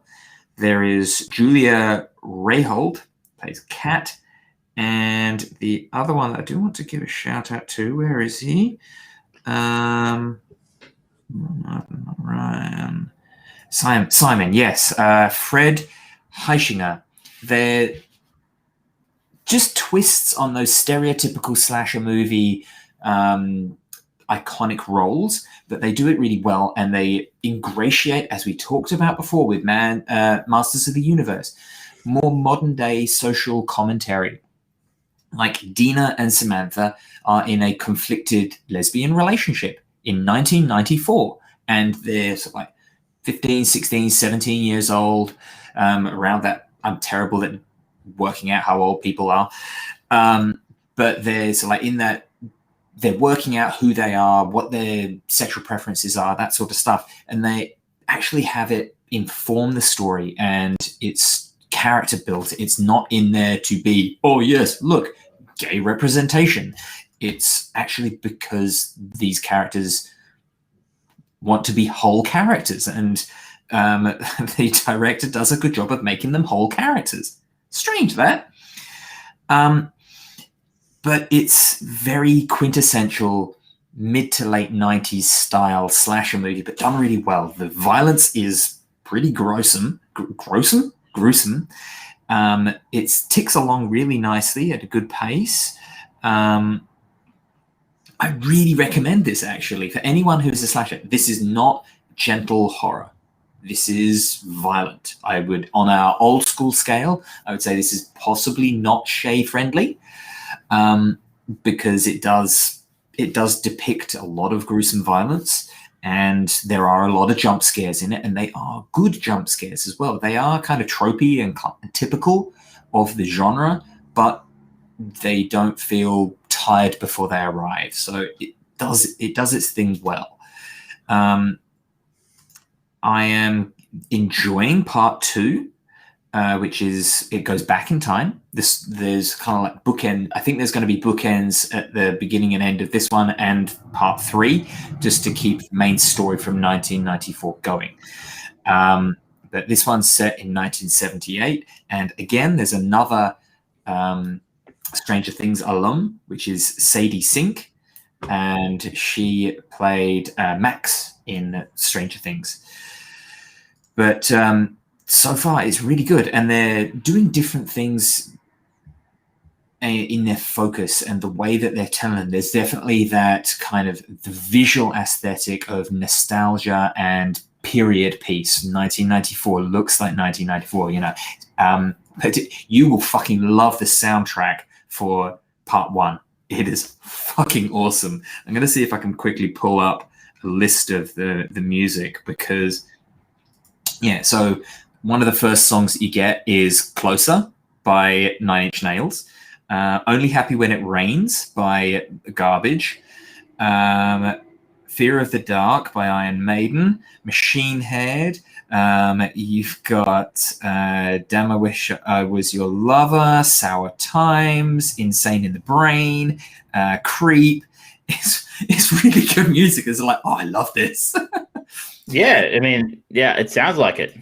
Yeah, and it's all done to just inform and build the world in a very quick way. And I'll tell you, part 1, it gets on the action straight away, and it keeps it going. It keeps that pace going, and because it's loose, more or less, a chase sequence throughout the whole thing, and it just does it really well. So I'm really enjoying part 2, and I am looking forward to part 3, which goes even further back into in the chronology of time, going back to 1666. And I hope that we get more of this stuff, because so far I'm very much enjoying it. Good stuff. I mean, are you a second person to recommend it to me? It's just really done well. Good to see. We all like a good slasher film, and there are very, very few good ones made these days. Yeah. I was going to have a quick, before we finish, one of the last things we're going to talk about, and after this, I'd just like your quick impressions on Ghostbusters Afterlife. So people tune in for our Ghostbusters rants. That's what they do. To keep the people what they want. But before we do that, I wanted to talk about The Sound of Metal, or Sound of Metal, which is available to stream on Amazon Prime. So I would say if you have an Amazon Prime membership and you're tossing up between Jolt and something good, I would say Sound of Metal. Very different experiences. If you're looking for something light and fluffy, then I do not imagine this is not what you would be wanting to watch. Yeah. What is it about, I hear you think? A heavy metal drummer's life is thrown into free fall when he begins to lose his hearing. It's a very simple synopsis for a wonderful film. So the film stars Rhiz Ahmed as Ruben Stone. Now, Rhiz Ahmed, some of you will be familiar with. He is also in... Sorry? Four Lions, which is, if you haven't seen Four Lions, just go and see it. It's so funny. He was in Nightcrawler. He was in Rogue One as well. Or if you're a little bit dyslexic, Rouge One. He was also one of the main bad guys in Venom. Was he? I've completely blacked that film out of my memory. That's how little I care about it. He was also in Dead Set, the Charlie Brooker zombie series in the Big Brother house, if you want to go way back. He plays Ruben Stone. Olivia Cook plays his girlfriend, Lou, and a singer in the band. For anything I remember Olivia Cook from, she was the love interest, Artemis in Ready Player One. And she's quite good in this. And that's probably your stars in this film. But the other person I wanted to mention here is Paul Raci, who plays Joe. Fucking brilliant in this film. So they are a two-piece noise metal band. He's the drummer. They travel around together. They live in basically like a bus type thing, like a an RV, I think the Americans call them. And that's they live in there. That's their recording studio. It's a small time, not exactly like, they're not Metallica or anything. They're a small time struggling sort of band. And after a show, like Ruben starts, as it says, he starts to lose his hearing. He tries to make it through another show, but he can't actually. His hearing gives out again. He goes to see his doctor, and they're like, you're going deaf, and there's basically nothing you can do about it. Short of, you only have a real option for you here. It's only going to get worse the more you expose yourself to loud noises.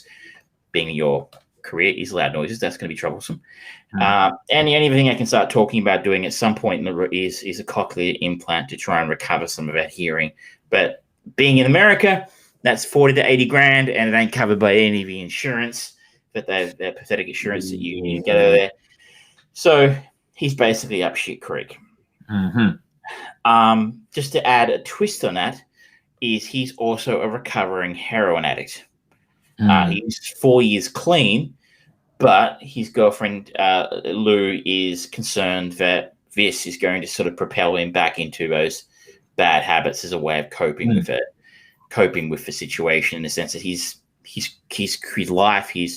life's purpose is now, he's not capable of living that life anymore. Everything he's worked towards is basically now off the table. And to deal with that situation, his sponsor, his NA, with Alcoholics and Narcotics Anonymous, whoever, his sponsor hooks him up with a sober house for deaf people out in the country, which is run by Joe, played by Paul Raci. And Ruben goes and lives there for a while as a way of sort of coping with the initial shock and of basically going deaf, despite the fact he hasn't fully accepted that as his fate yet. And he goes to starts to learn things about how to do ASL and sign language, and how to get by with his situation the way it is. I don't want to give too much more away from the plot, and I just want us to get to the point where we can talk about Joe. Just Paul Raci as the head of the sober house is just mind-blowing. His performance is insanely good.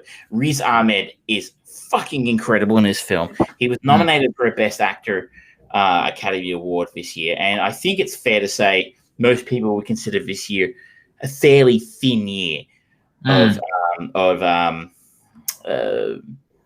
in terms of films that are up for not a lot of AAA titles, that were coming out this year. A lot of stuff got nominated that would have probably a little bit smaller. Do you remember who won Best Actor this year? I don't. I'm just going to have a look and see if I can find out, because I can't remember. It's fair. I mean, it's not like he was up against the Joaquin Phoenix for Joker, which I thought was almost transcendent performance by Joaquin in that film. But I don't know who he lost to this year, but I know we talked to him. Okay. Yeah, I haven't seen The Father, so fair play to Anthony. Maybe he was really, really good in it, but that was Oscar bait. But I think old man playing old man with a disability, that's Oscar fodder there. We talked a while ago about Minari. I think it's Minari, the Stephen Yeun performance, and he was incredible in that as well. So two really strong performances here, and I think it's maybe the upside of the fact that it was a weaker year for Oscars, in the sense that not a lot of stuff came out. Was the performances like this were recognized. Because I don't know that it came out in cinemas. I think it was a streaming only release. I just saw it made just over $500,000 at box office. So maybe it was released somewhere. I don't know. It was released in the States, but for largely a streaming release, it's wonderful that it actually got recognized to the point where it did win 2 Oscars. But Rhiz Ahmed is wonderful in this. Olivia Cook's fine. She isn't, in fairness to her, it's not her fault. She's not given a lot to do in this film. And I do believe Olivia Cook came in with 2 weeks' notice. I think Dakota Fanning was the original casting choice, but she dropped out. So respect to her for that. Where I think the other part of this film really stands out is sound. I think they've killed the sound design Oscar, but we still have a best sound Oscar, which is what this one won, and it would have been an absolute fucking walkover. A walkover, because what this film does so effectively is it pops you into the experience of someone going through what Ruben is going through. So we experience that the sound being taken away from his life, that going to everything being reduced to a dull murmur around him. And then it will, when it flips to another character's perspective, we'll get a sound back again. And it's like night and day. It's like the light cutting through the darkness when the sound comes back again. And I don't want to spoil it, because this one is very easy to see. It's on Amazon Prime, like I said. But there is an experience that Ruben has later in the film, where again the film gives you a Ruben's eye or Ruben's ear point of view of what he's going through, and it's revelatory, and it did leave me with some questions around, did this really make sense? But it's the sound just really, really puts you in the character's shoes, and it's incredibly effective. And it really made me want to go and get my hearing checked. What it did. Like, I don't want to go up like that. I don't know if there's anything we can do about it, but it's not. And I guess on a deeper level, it's not just about the actual story as it is played out on the screen of someone losing their hearing, and doesn't that suck? And deaf people have a perfectly normal and livable life, and they don't actually see themselves as handicapped quite often. That whole thing's going on, but underneath the surface there's something else going on there. I think it's really a story about someone confronting someone who's refusing to move forward because they keep looking backwards, if that makes sense. He's so focused on what he's lost, he can't see he just can't see that he's still got a clear way forward out of the situation. And I think the character doesn't really ever start to move on with his life in any way until he stops looking back at what he's lost, which is a very, very easy thing to say, I guess, for someone over here who life's purpose hasn't been ripped away from him by a cruel health event. But there's a lot going on there, a lot to be said for that side of it, of someone who you're not a complete failure just because you tried something and it didn't go the way you wanted. And especially if what caused it to not go the way you wanted was completely outside your control. I feel like I'm doing a fairly poor job of explaining it, but these are all the sort of ideas that were going through my head while I was watching it. And I think that says a lot about how high quality this film is, that, I found myself really ruminating on it for a couple of days afterwards, and I've recommended it to a couple of people already. If they can, I don't know that anyone ever listens to my recommendations. I would say the answer is probably no. But it was a really, really moving film, but not in an inspiration porn kind of way. You talked about the Untouchables earlier. I think you mentioned it was one of the American remakes, inspiration porn. But this one's down in the weeds and dirty. Like, these is people living with real life shit. I started watching it and I got about 15 minutes in, and already the way that it's shot, the performances, everything is very gritty. It is very down and dirty, as you say. And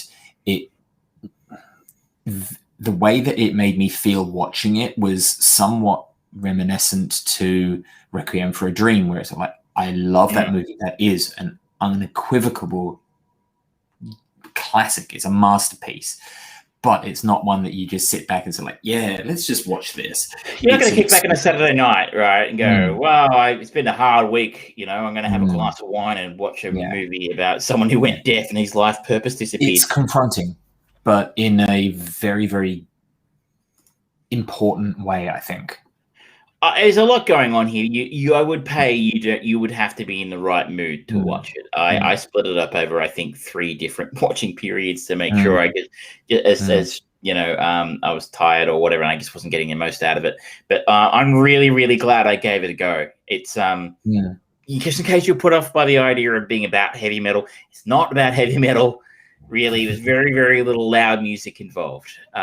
Just because it's about somebody in a metal band, you don't have to worry about being subjected to hours of screaming loud music if that's not what you're into. Highly recommend this one. This was well deserved all the recognition it got. Good. Now, should we end with our thoughts on the new trailer? Yes, I watched it this morning, and you probably would have seen my Facebook post, which was kind of like, maybe, I don't know. I'm not filled with a great deal of confidence. I still love Finn Wolfhard. I think he's a very talented young man. I think that this movie has got some good talent attached, but Ghostbusters, the Paul Feige version, really did a number on just chucking bad shit down, and I'm going to very much reserve judgment. It looks good. It's nice the fact that they seem to have more organic nods to the original movies than anything that we've seen previously. I am a little concerned that they kind of like there's little bits in the teaser, like the very end of the trailer, you clearly have Dan Aykroyd's voice on the end of the line. It's like, okay, you don't need to have the actors in there. You like the first teaser trailer, there's like little bits of audio that got peppered in, or there's pictures. It was nice that they kind of go online and watch like what we do with our sponsors. It would be funny to actually run the Ghostbusters commercial as a sponsor one day. But that was, I feel like that might have been all they needed for that literal hook connection to it. But I'm reserving judgment because so far they've not stepped out of line.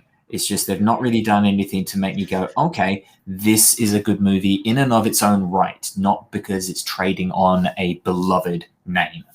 I think you're right. I think, again, I know some people who actually quite liked the 2016 version. We won't go over again. It's been done to death.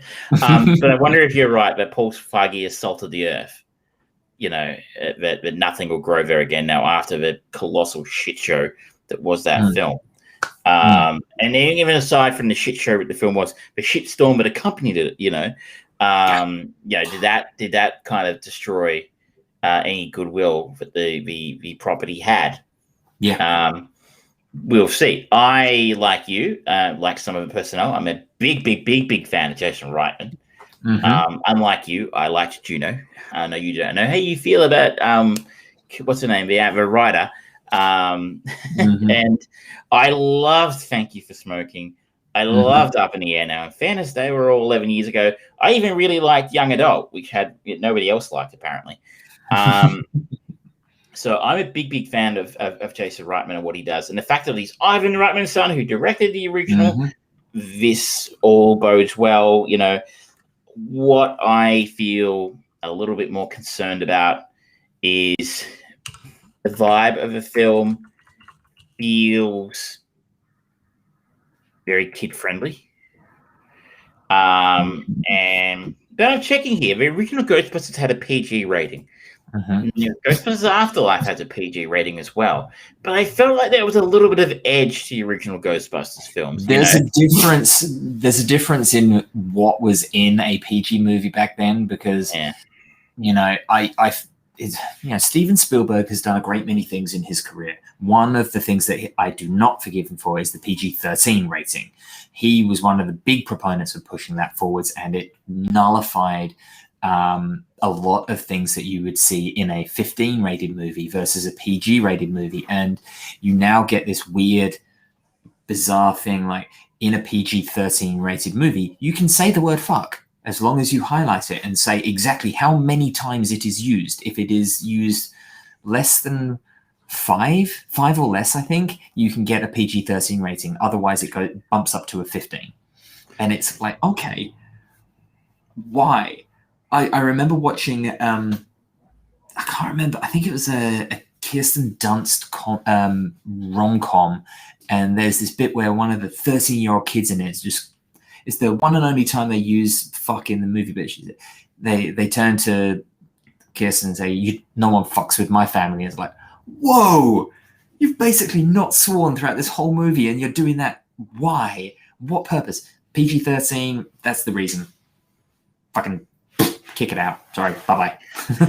Rant over. So I feel like this film feels really kid-friendly. And the fact that it's got a child cast, it's about the grandchildren of Ghostbusters, not a terrible angle for it to take, I suppose.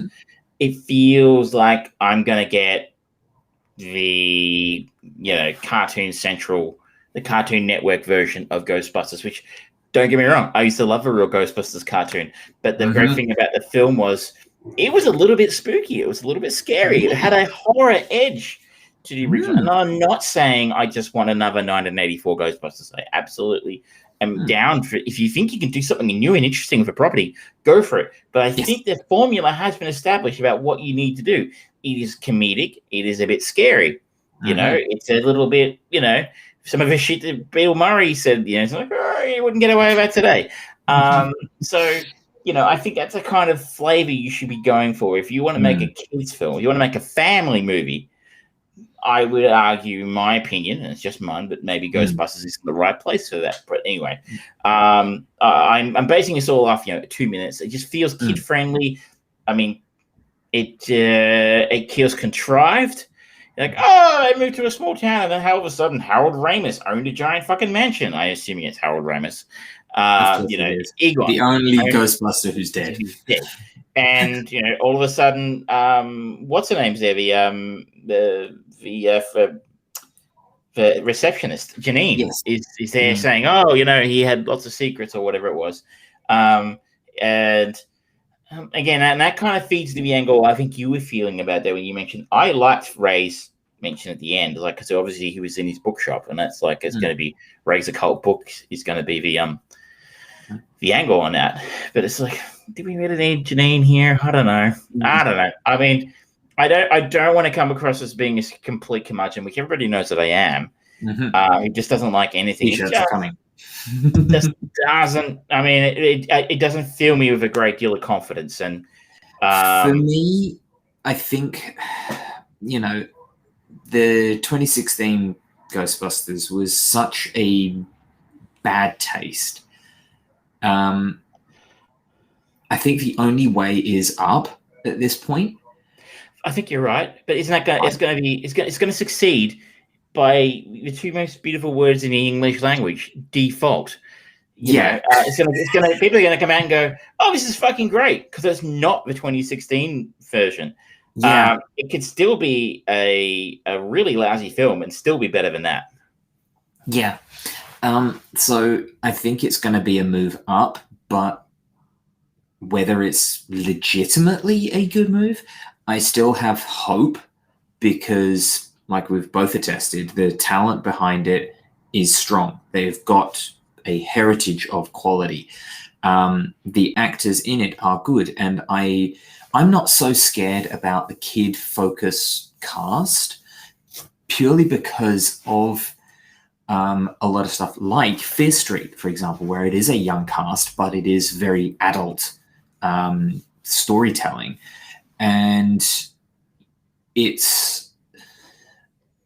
I think that we're in an age now where there are more kind of mature stories being told with young protagonists. Like you think of if you ever watch Aang the Last Airbender, it's the fact these are fucking 13, 14, 15-year-old kids trying to save the world. And yes, it's a lot of fun and silliness, and it's a cartoon, and it's definitely focused on those sort of like the younger audience, but there's that Pixar magic of engaging on older levels, and I like to believe that is kind of the new thing that we are going into now because of the success of things like Stranger Things, where those more mature themes are being dealt with by younger people. And it's like, it's a bit of a comment on society because kids are growing up so quick these days. I would argue the exact opposite, though. I think that films with young people in have treated them far more seriously 30 years ago than they do today. I feel like it's significantly more limited about what you can expose a young person to, a younger character to in a film today than you could in the 80s. Like, there's shit you did to kids in the 80s you could absolutely not do today. Like, I feel kind of agree with that. I kind of agree with that. I think it's a different focus. And I don't think using a cartoon can argue that Hollywood let you do that. I mean, I've never watched The Last Airbender, but I know it's highly rated. That's Japanese, isn't it? No. Is it Asian at all, or is it American? No, it's American. Yeah. Nickelodeon. Maybe cartoons can get away with it, but I think an actual piece of cinema, whereas you said it earlier, right? This is a film that was PG rated in the 80s. Like, I got taken to see this by my mum and I was 7. Absolutely not okay today, right? So I think that kids have are a lot more mollycoddled in a lot of ways today, and that's not a criticism against young people. Right? No. It's not their fault.